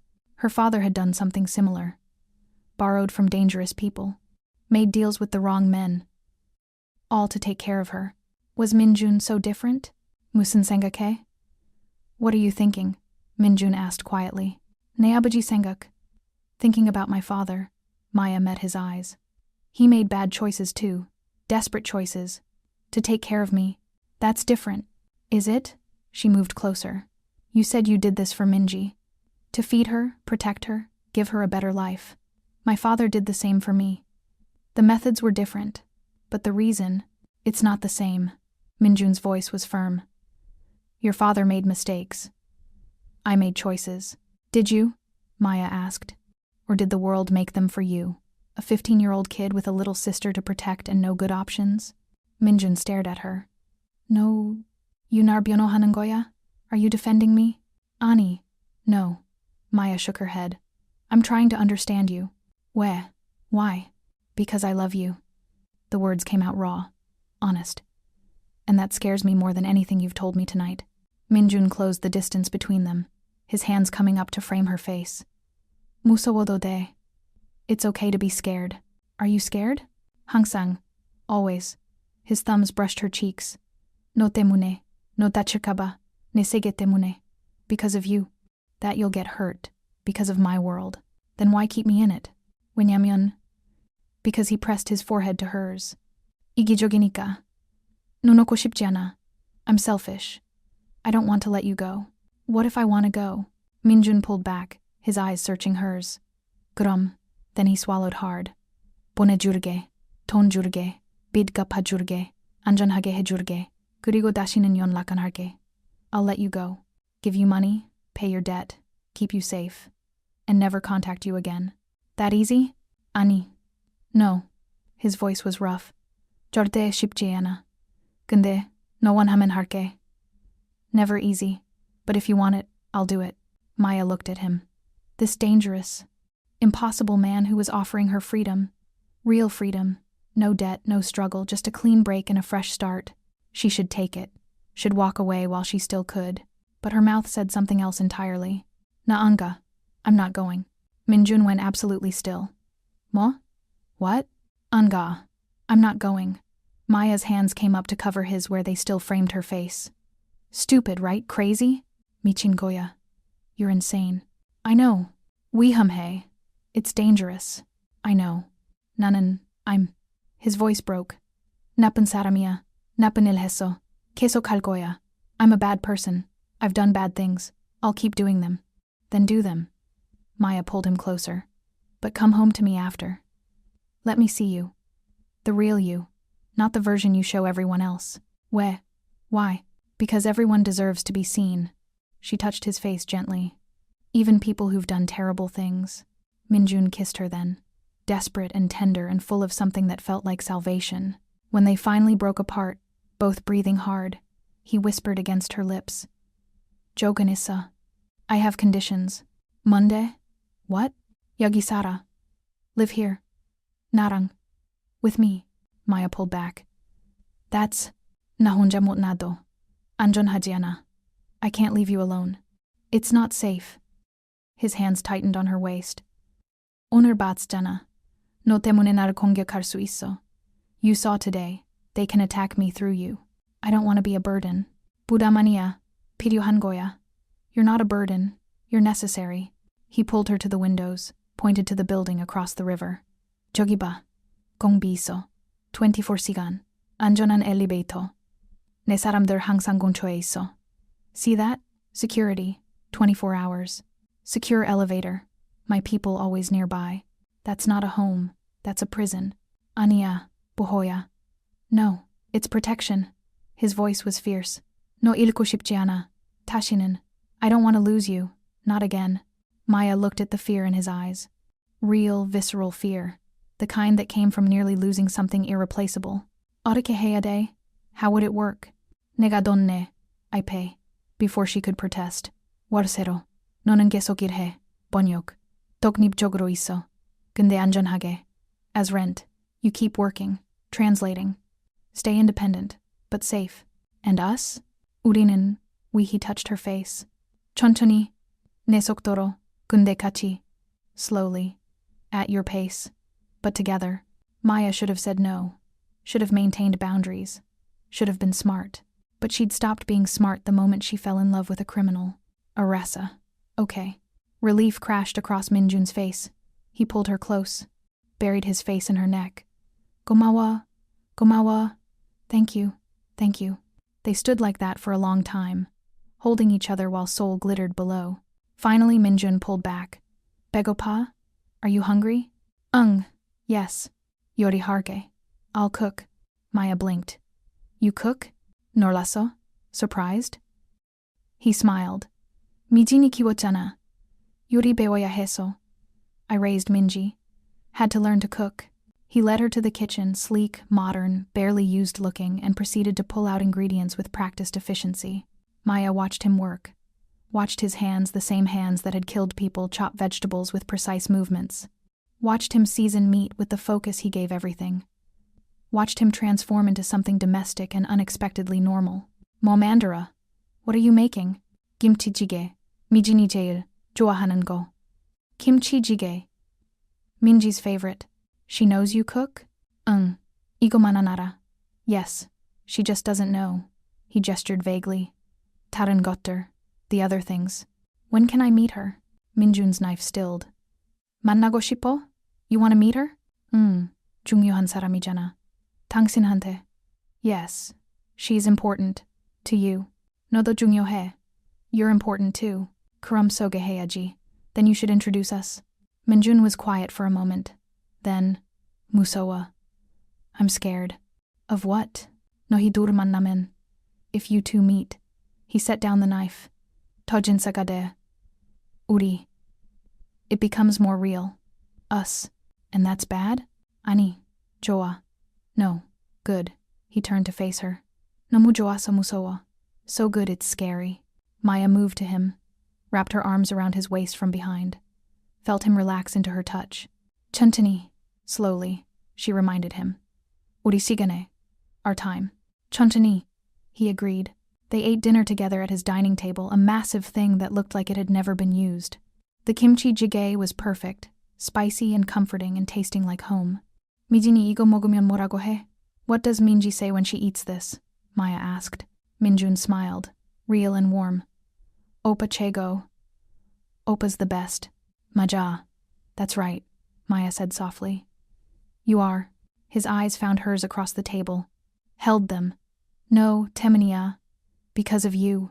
After dinner, Minjun showed her the rest of the apartment. The second bedroom currently used as an office, but could be hers if she wanted her own space. The bathroom with a tub big enough for two. The walk-in closet that was mostly empty. 옷 살 수 있어. 원하는 거. You can buy clothes. Whatever you want. I have clothes. Ko's clothes. He gestured to what she was wearing. The same jeans and jacket she'd been wearing during the attack. 피 묻었어. 버려. They have blood on them. Throw them away. Maya looked down. He was right. There were dark stains she hadn't noticed. Evidence of how close she'd come to something terrible. 네, 쇼핑 갈까? Should we go shopping tomorrow? Minjun asked gently. 같이. Together? 나 옷도 봐줘. 패션 감각 없어. Yes. Help me pick clothes too. I have no fashion sense. Maya laughed despite everything. You always look perfect. 스타일리스트 있어. I have a stylist, he admitted. 근데 너 의견 듣고 싶어. But I want your opinion. Why? 왜냐면, because. He pulled her close. 너는 진짜 나를 봐. 다른 사람들 안 보는 거. You see the real me, what others don't see. Maya rested her head against his chest, listened to his heartbeat. Strong, steady, real. 무서워. I'm scared, she admitted. 나도. Me too. What if this doesn't work? 그럼 then we. He paused. 그냥 계속해. 될 때까지. We just keep trying. Until it does. That simple? Yes. He kissed the top of her head. 그렇게 간단해. That's simple. Maya moved in 3 days later. It wasn't a big production. She didn't have much clothes, her laptop, a few books, the photograph of her grandmother that she kept wrapped in silk. Minjun's people moved everything while she was at work. When she came back to what used to be her apartment, it was empty, like she'd never existed there. The penthouse, by contrast, had transformed.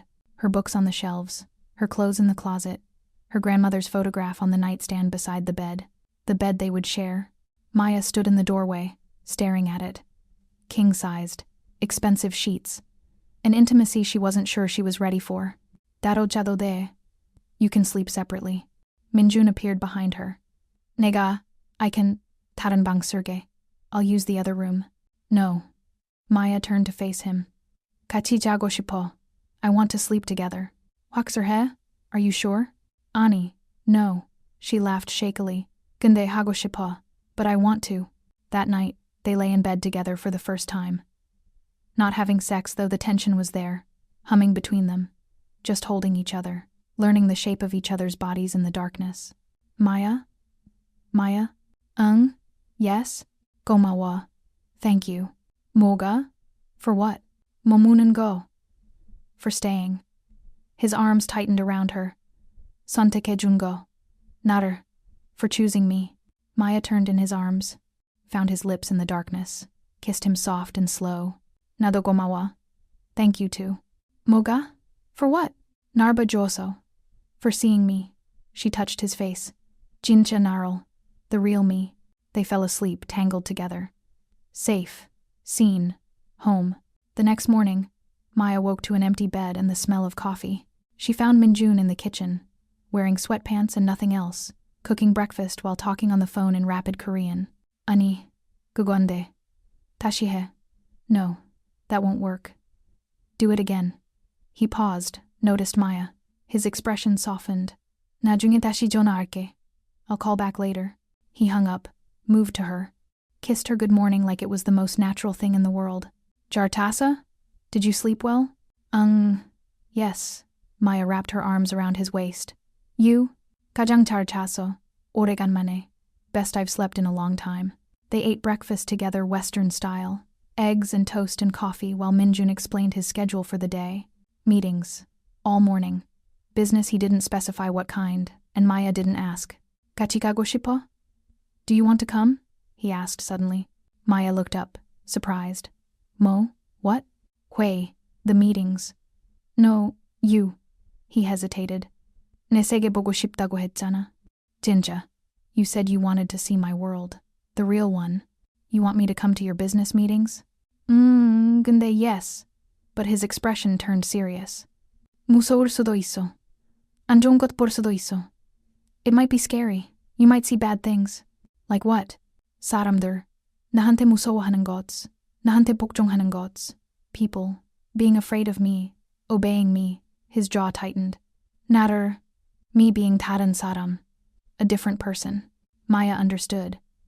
He was offering to show her the version of himself he showed the world. The cold, dangerous version. The one who commanded an organization through fear and respect. She should say no.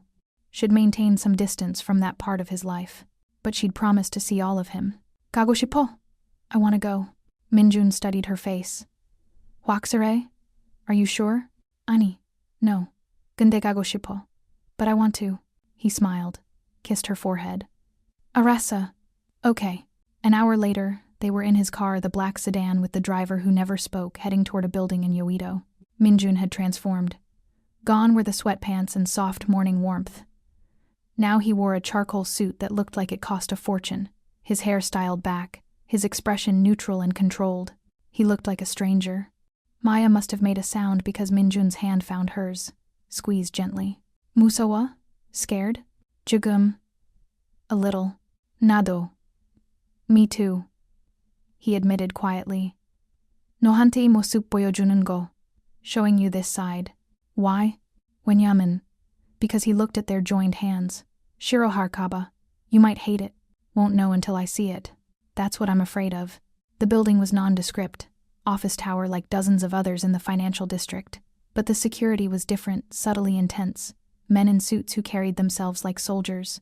They nodded to Minjun with deep respect. Looked at Maya with barely concealed curiosity. The elevator required a keycard. Went to a floor that wasn't listed on the directory. When the doors opened, Maya stepped into what looked like a legitimate business office. Desks, computers, people working, but the tension was different. Everyone moved with precision, spoke in low voices, and when Minjun passed, they all stopped, bowed, waited for him to pass before resuming their work. Minjun led her to a conference room. Glass walls, modern furniture, Seoul spreading below them. 5 men were already waiting. They stood when Minjun entered, bowed deeply. Their eyes flicked to Maya with questions they didn't voice. Anja, sit. Minjun's voice was different, cold, authoritative.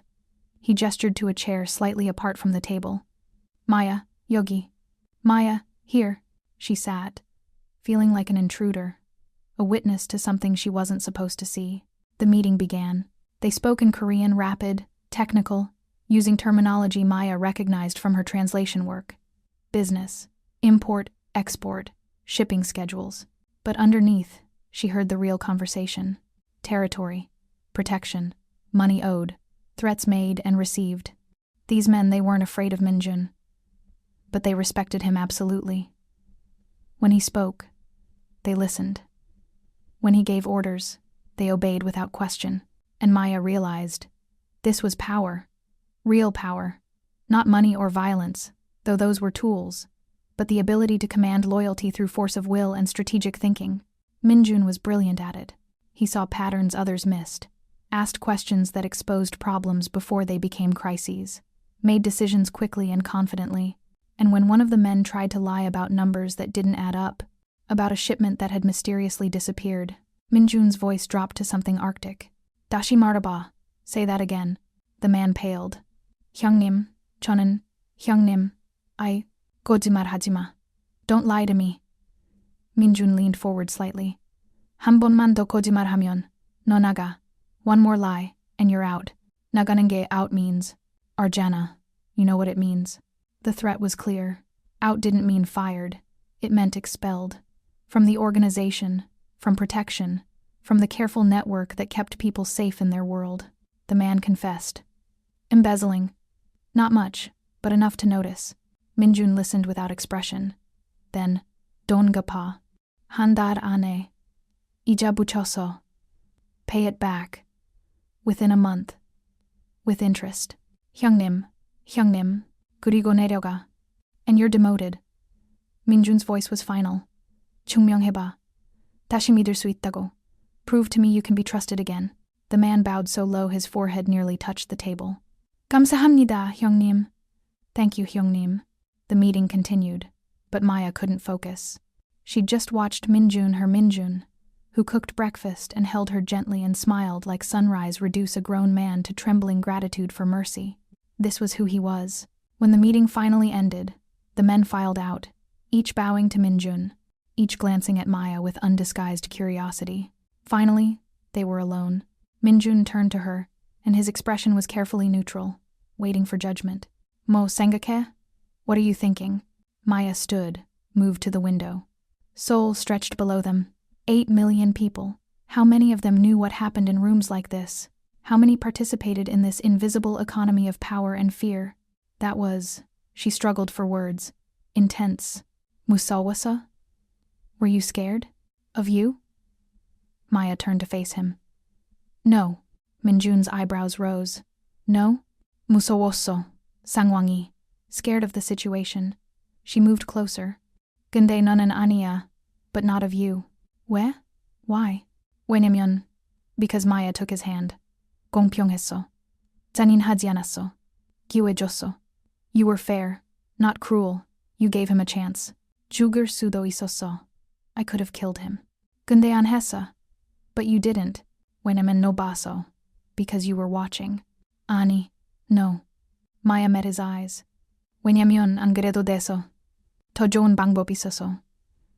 Because you didn't have to. There was a better way. Minjun stared at her. No, you, Ihe? Understand? Jogum. A little. She touched his face. Enough to know you're not a monster. Just a man doing what he thinks he has to. That's what monsters tell themselves. Maybe. Maya pulled him closer. 근데 괴물은 아침에 계란 안 만들어. 안 무서워해. 나한테. But monsters don't make eggs in the morning.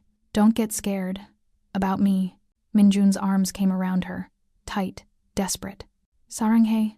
I love you. 나도. Me too. They stood like that, holding each other while Seoul hummed below. And Maya thought, this is insane. This is dangerous. This is probably going to end badly. But for now, she was exactly where she wanted to be. 3 months passed like a dream Maya kept expecting to wake from. She moved through Minjun's world with careful steps translating documents, attending meetings when he asked, learning the names and faces of the men who bowed when he entered rooms. She learned which conversations to remember and which to forget, which questions to ask and which to leave unspoken. She learned that Minjun's organization, what he'd built from street fights and desperation, was trying to go legitimate, slowly, carefully, transitioning from protection money and gray market operations to actual businesses that could survive scrutiny. It was messy, complicated, and not everyone was happy about it. 형님, 이건 말이 안 돼. 형님, this doesn't make sense. One of his lieutenants, Yoongi, scarred and loyal, had argued during a meeting. 우리 수입 반으로 줄어들어. 합법적으로 하면. Our income gets cut in half. If we go legal. 그래도 해. We do it anyway. Minjun's voice was firm. 감옥 안 가고 싶으면. If we don't want to go to prison. 우리 아버지들은, our fathers, 죽었어. 다 감옥 갔어. Are dead. Or in prison. Minjun leaned forward. 나는 다르게 하고 싶어. 우리 아이들 부끄럽지 않게.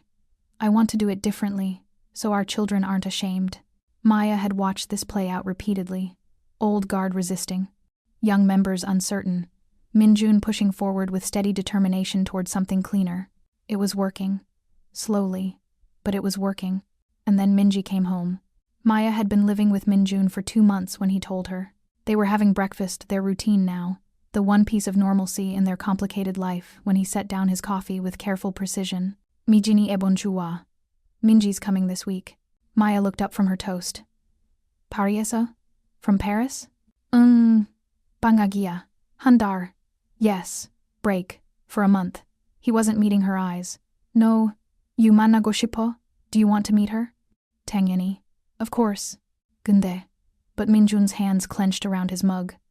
뭐라고 해야 할지 모르겠어. I don't know what to say. About what? 우리에 대해서. About us. He finally looked at her. 미진이는 내가. Minji doesn't know that I. 여자친구 있는 줄 몰라. Have a girlfriend. Maya processed this. Ever? 한 번도. Never. 일만 해서. 항상. I only worked. Always. So I'm the first. Yes.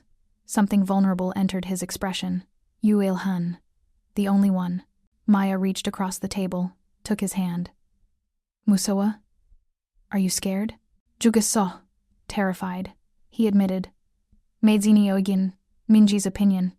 제일 중요해. 나한테. Is the most important. To me. If she doesn't like me? Minjun was quiet for a long moment. Grum. Then he swallowed hard. 모르겠어. I don't know. The honesty hurt. But Maya appreciated it. Minji was his sister. His responsibility. The person he'd raised and protected and built his entire empire to keep safe. Of course her opinion mattered more than anything.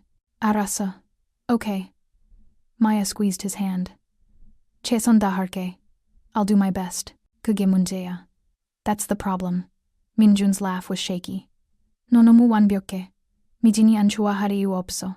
You're too perfect. There's no reason for her not to like you. Then why are you scared? 왜냐면 because his eyes met hers. 둘 다 중요해. 너희 둘 다. 그리고 선택하고 싶지 않아. You're both important, both of you, and I don't want to choose. Maya understood. She was asking him to integrate 2 parts of his life he'd kept carefully separated. The sister he protected from his darkness. The woman who'd seen that darkness and stayed anyway. What if those 2 worlds couldn't coexist? 선택 안 해도 돼. You won't have to choose, Maya said with more confidence than she felt. 잘 될 거야. It'll be okay. She hoped she was right. Minji arrived on a Tuesday. Maya had expected someone delicate, sheltered, the kind of girl who'd been protected from harsh realities. Instead, Minji burst into the penthouse like a small tornado, 22 years old, wearing ripped jeans and a leather jacket, her hair dyed burgundy, speaking rapid Korean, mixed with French. Oppa! Oppa! She launched herself at Minjun, who caught her with practiced ease. They spoke in rapid-fire Korean, too fast for Maya to follow completely. Something about Paris, her classes, a boy she was seeing. This made Minjun's expression darken, and how much she'd missed Korean food. Then Minji's eyes found Maya. She went very still. Oppa! Minji pulled back from Minjun, her voice carefully neutral. Nuguya? Who is this? Ige. This is Minjun moved to Maya, his hand finding hers. Maya ya. Ne yoja chingu. Maya. My girlfriend. Minji's eyes widened. Yoja chingu? Girlfriend? Yes. Minji looked between them. Maya watched the calculations happening behind her eyes, taking in Maya's appearance, her dark skin, the way she stood close to Minjun, the casual intimacy of their joined hands. 안녕하세요. Hello. Maya bowed slightly. 만나서 반가워요. Nice to meet you. No, you. Minji's Korean was tinged with surprise. 한국말 해? Speak Korean? 네, 배웠어요. 어릴 때. Yes, I learned. When I was young. 어디서? Where? 내 할머니한테. From my grandmother. Maya kept her voice steady. 한국 분이었어요. She was Korean. Interest flickered in Minji's expression. 진짜? Really? 부산에서 왔어. Yes, from Busan. 오빠도 부산이야. Oppa's from Busan too. Minji turned to her brother. 어떻게 만났어? How did you meet? Minjun and Maya exchanged glances. 그게... Well, Minjun started. 배달로. Through delivery. Maya said honestly. 배달했었어.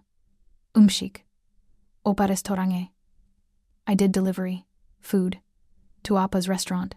Minji's eyebrows rose. 배달? 돈 벌어야 했어. Yes, I needed money. And now you... Minji gestured around the penthouse. Her eyes narrowed slightly. 여기 살아? Live here? 미진아. Minji. Minjun's voice carried a warning. 뭐? 궁금한 거야. What? I'm curious. Minji crossed her arms. 오빠가 여자친구 없었잖아. 한 번도. 그리고 갑자기 같이 살아? 이상하지 않아? Oppa never had a girlfriend. Ever. And suddenly living together? Isn't that strange? 이상하지 않아. It's not strange. Minjun moved closer to his sister. 사랑하니까. Because I love her. The words fell like stones into water. Minji stared at her brother. 뭐라고? What? 사랑해. Maya를. I love her. Maya. Minjun's voice was firm. 그리고 너도 좋아했으면 좋겠어. And I hope you'll like her too. Minji looked at Maya again, this time with less suspicion and more curiosity. 커피 마실래? Want coffee? She asked suddenly. Maya blinked. 뭐? What? 나랑 둘이, 오빠 없이. With me. Just us. Without Oppa. Minji's smile was challenging. 괜찮아? Okay? Minjun opened his mouth to protest, but Maya squeezed his hand. 괜찮아. Okay. They went to a cafe in Hongdae, Minji's choice. Loud, crowded, full of university students and artists, as far from Minjun's world as possible. Minji ordered an elaborate iced coffee. Maya got tea. They sat by the window, watching Seoul pass by. 그래서. So. Minji stirred her drink. How long? 3 개월. 3 months. Germne. That's short. Era. I know. 근데 같이 살아. But you live together. Yes. Minji studied her. 왜? Why? Maya could have lied, should have given some sanitized version, but something about Minji's direct gaze made her want to be honest. 위험해서. Because it's dangerous. Oppa 세계는. Oppa's world. Minji went very still. 뭐 알아? 오빠에 대해서. What do you know? About Oppa? 충분히. Enough. 일도? The work too? Yes. Minji's hands clenched around her cup. 그래도 있어? And you're still here? Yes. 왜? Why? Maya looked out the window. How to explain loving someone despite, or maybe because of, their complications? 오빠가. Because Oppa. She turned back to Minji. Joon saramia. Napanir hesado. Is a good person, even though he's done bad things. Otakeara? How do you know? No baso. Because I see you. Maya gestured to Minji. No kiwaso. Bohoheso. Joon saram joso. Napun saramun 그렇게 안 해. He raised you, protected you, gave you a good life. Bad people don't do that. Minji's eyes glistened. Obaga, oppa. Her voice cracked. Na 때문에 많이 희생했어. Sacrificed a lot for me. Era. I know. 내가 어릴 때, 우리. When I was young. We. She swallowed hard. 아무것도 없었어. 진짜. 거리에서 잤어. Had nothing. Really. Slept on the streets. Maya reached across the table. Took Minji's hand. 오빠가 나 위해서 싸웠어. 일했어. 나쁜 일도 했어. Oppa fought for me, worked, did bad things. Minji's tears spilled over. 그래서 나. So I. 좋은 딸 되려고 했어. 문제 안 일으키고. 공부 열심히 하고. Tried to be a good daughter. No problems. Studied hard. No 문제 아니야. You're not a problem. 알아. 근데, I know. But Minji wiped her eyes. 오빠 항상 혼자였어. 일만 했어. 행복 안 했어. Oppa was always alone, only worked, wasn't happy. And now, Minji looked at her. 너 때문에 웃어, 진짜로. Because of you, he smiles. Really? 전화할 때 들려. 목소리 따라. I hear it when we talk. His voice is different. Joke? In a good way? 가벼워. 행복해. Yes, lighter, happy. Minji squeezed her hand. 그래서 고마워. So thank you. Maya felt tears prick her own eyes. 뭐가? For what? 오빠 행복하게 해줘서. For making Oppa happy. Minji smiled through her tears. 그게 제일 중요해. 나한테. That's the most important thing. To me. They sat like that for a moment. Two women who loved the same man for different reasons, finding common ground in wanting his happiness. 한 가지만. Just one thing. Minji's expression turned serious. 오빠 다치게 하면. If you hurt Oppa. 안 해. I won't. 약속? Promise? 약속. Promise. Minji nodded. 그럼 괜찮아. Then it's okay. When they returned to the penthouse, Minjun was pacing. He stopped when they entered, his eyes searching both their faces. 어땠어? How was it? Minji moved to her brother, hugged him tight. 좋았어, 오빠. It was good, Oppa. She pulled back, looked up at him. Maya 좋아. 많이. I like Maya. A lot. Relief crashed across Minjun's face. 진짜? Really?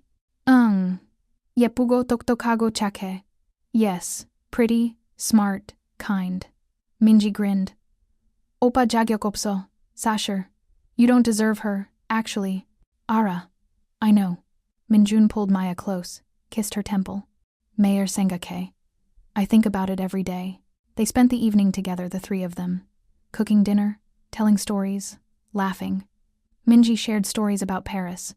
Maya talked about her grandmother's cooking. Minjun watched them both with an expression that looked like contentment. For one perfect evening, everything felt possible. Maya should have known it wouldn't last. The call came at 3 a.m. Minjun's phone buzzing, him answering in rapid Korean, his voice going from sleepy to alert in seconds. Mo? What? A pause. 언제? When? Another pause then. 지금 간다. I'm coming now. He was out of bed, dressing in movements sharp with urgency. 뭐야? What is it? Maya sat up. 문제. A problem. He pulled on his jacket. 여기 있어. 절대 나가지 마. Stay here. Don't leave. 민준아, 민준. He was back at the bed, cupping her face. 약속해. Promise me. 무슨 일인데? What's happening? 나중에 설명할게. I'll explain later. He kissed her hard. 사랑해. I love you. Then he was gone. Maya sat in the dark apartment, her heart racing. Something was wrong. Badly wrong. She checked on Minji, still sleeping, unaware. Then Maya did something stupid. She got dressed and followed him. The tracker on her phone, Minjun had insisted she install it. For safety, showed his location. A warehouse in Guro, industrial area, the kind of place where bad things happened. Maya took a taxi, her pulse hammering. This was insane. Dangerous. Everything Minjun had told her not to do, but some instinct, the same one that had made her learn Korean, that had driven her to Seoul, that had led her to Minjun, screamed that he needed her. The warehouse was dark, except for a light in one corner. Maya approached carefully, staying in shadows. Voices, Korean, angry. She peered through a broken window. Minjun stood in the center of a circle of men. Not his men. Others, 20 maybe more, all armed, and at the head of them, 형님이 변했네. 형님 has changed. The speaker was older, 50s, with dead eyes. 예전에는 이런 거 안 했을 텐데. You wouldn't have done this before. 뭐? What? Minjun's voice was cold. 합법적으로 가려고. 돈 포기하고. 약해졌어. Trying to go legal. Giving up money. You've become weak. 약한 게 아니야. 현명한 거야. Not weak. Smart. 아니. No. The man stepped closer. 약해. 그 여자 때문에. Weak. Because of that woman. Maya's blood froze. 마야는 상관없어. Maya has nothing to do with this. 그래? Really? The man smiled. 너 변한 거 그 여자 온 다음부터야. 갑자기 착하게, 부드럽게. You changed after that woman came. Suddenly nice, soft. 조심해. Be careful. Minjun's voice dropped dangerously. 아니면 뭐? 죽일 거야? Or what? You'll kill me? The man laughed. 못해. 변했으니까. 그 여자가. You can't, because you've changed. That woman. He didn't finish. Minjun moved like lightning. One moment standing still. The next, his hand around the man's throat, slamming him against a support beam. 다시 말해봐. 그 여자에 대해서. Say it again. About her. Minjun's voice was arctic. 한 번만 더. One more time. The other men moved, weapons rising. Minjun's men appeared from shadows. Where had they been hiding? Their own weapons drawn. Standoff. Nah, let go. The older man choked out. 왜? Why? Minjun's grip tightened. 이미 시작했잖아. 끝내자. You started this. Let's finish it. 민준아, 제발. Minjun, please. Another voice. 용기. 생각해. 이거 시작하면. Think. If you start this. 끝나? It ends? Minjun laughed bitterly. 좋아. 끝내자. 이 새끼들 배신할 거였어. 어차피. Good. Let's end it. These bastards were going to betray me anyway. 증거 있어? Do you have proof? The older man gasped. 필요 없어. 너 눈 봐. I don't need it. I see it in your eyes. Minjun released him. The man stumbled back, coughing. 나가. Leave. Minjun's voice was final. 다 나가. 내 조직에서. All of you.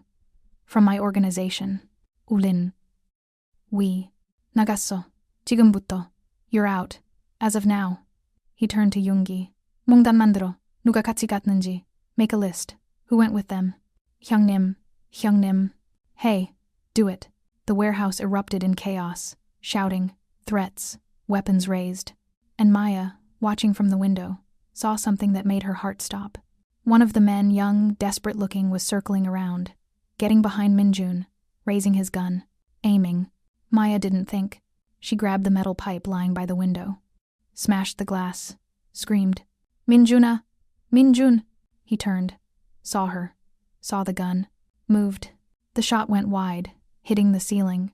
Minjun was on the shooter in seconds, disarming him with brutal efficiency. But the damage was done. Everyone had seen Maya. The older man's smile was cruel. 그 여자네. That woman. 직접 와서. She came herself. Minjun's expression went absolutely murderous. Maya, Dio. Maya, run.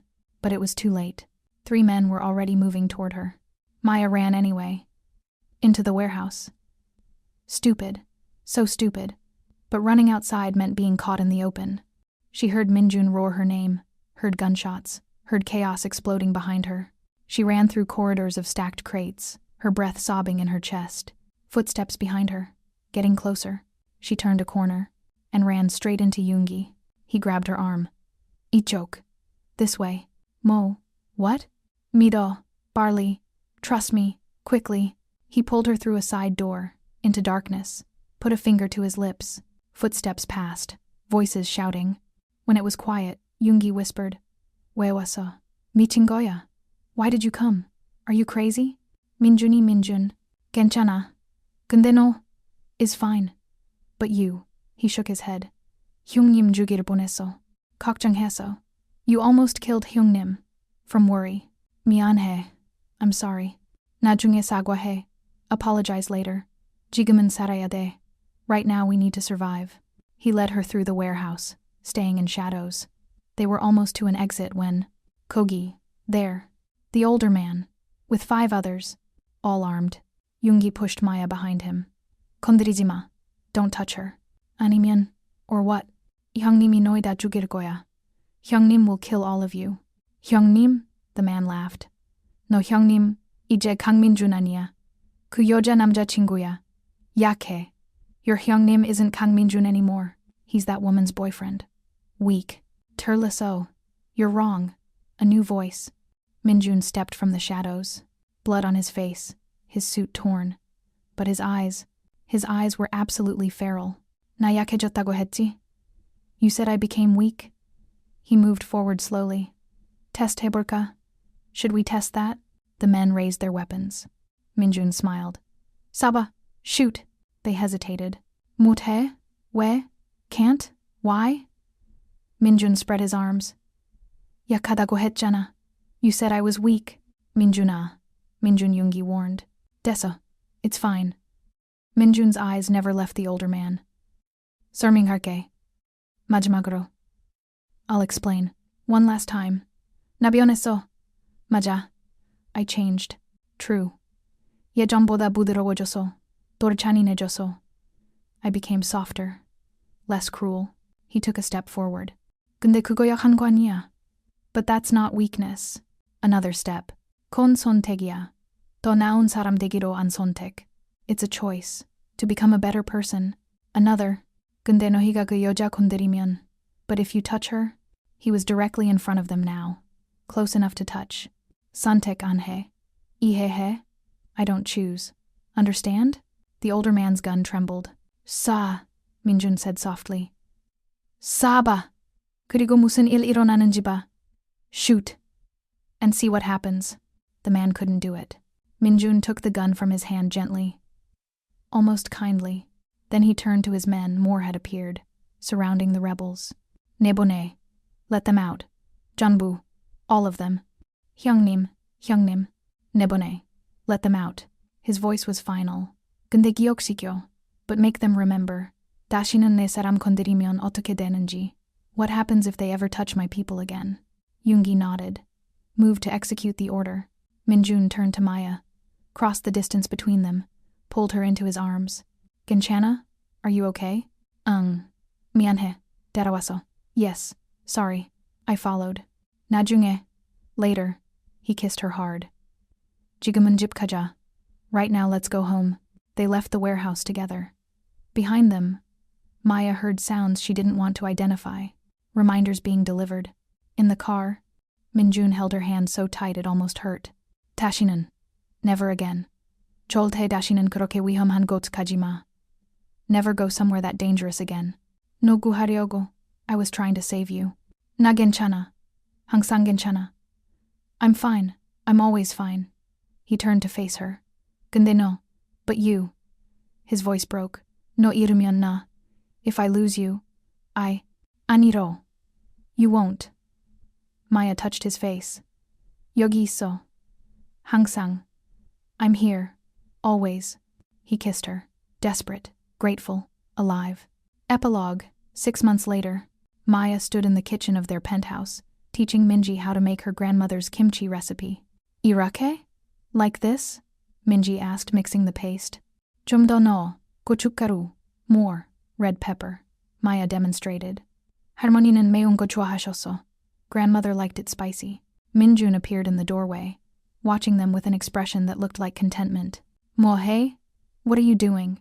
He asked. Kimchi. Minji grinned. Maya가 가르쳐줘. Maya's teaching me. He moved to Maya, wrapped his arms around her from behind. 냄새 좋아. Smells good. 아직 안 됐어. It's not ready yet. 너 말하는 거야. I'm talking about you. Minji made gagging noises. 오빠, 그만해. 여겨워. Oppa, stop. Disgusting. Jirtuna? Are you jealous? Jeonyo. Not at all. But she was smiling. Later, after Minji left for a date, Oppa 걱정하지 마. 조심할게. Minjun and Maya stood at the window, watching Seoul light up as night fell. 생각해. I'm thinking, Minjun said quietly. 뭐? What? 이제 완전히 합법적으로 가는 거. Going completely legal now. He turned to face her. 마지막 남은 거 정리했어. Duh. I finished cleaning up the last of it. Everything. 진짜? Really? 이제. Yes. Now he pulled a small box from his pocket. 미래. 생각할 수 있어. I can think about the future. Maya's breath stopped. Maya Richardson. He opened the box. A ring. Simple. Beautiful. 나랑 결혼해줄래? Will you marry me? Tears spilled down Maya's cheeks. 미쳤어? Are you crazy? 완전히. Completely. He smiled. 너 때문에. Because of you. 나는 아무도 아니야. 빚쟁이였고. 배달했었고. I'm nobody. I had debt. I delivered. 너는 전부야. You're everything. He took her hand. 나한테. 너는 나를 사람으로 봐줬어. 괴물 아니고. 너는 나를 변하게 했어. 더 좋게. To me, you saw me as a person, not a monster. You changed me. For the better. 민준아. 민준. 대답 안 했어. You didn't answer. His eyes searched hers. 결혼해줄래? 나랑? Will you marry me? Maya thought about the girl who'd arrived in Seoul 8 years ago. Alone. Drowning in debt. Invisible. She thought about the woman she'd become. Seen. Loved. Home. Yes. She whispered. Then louder. 결혼할게. Yes. I'll marry you. He slipped the ring on her finger, kissed her like she was air and he'd been drowning. 사랑해. I love you. 나도. Me too. They stood like that, holding each other as Seoul glittered below. Two people from different worlds who'd found each other in the chaos. A cold Korean MAFIA boss who'd learned to be warm. A black delivery girl who'd learned to be seen. Together. Finally, home.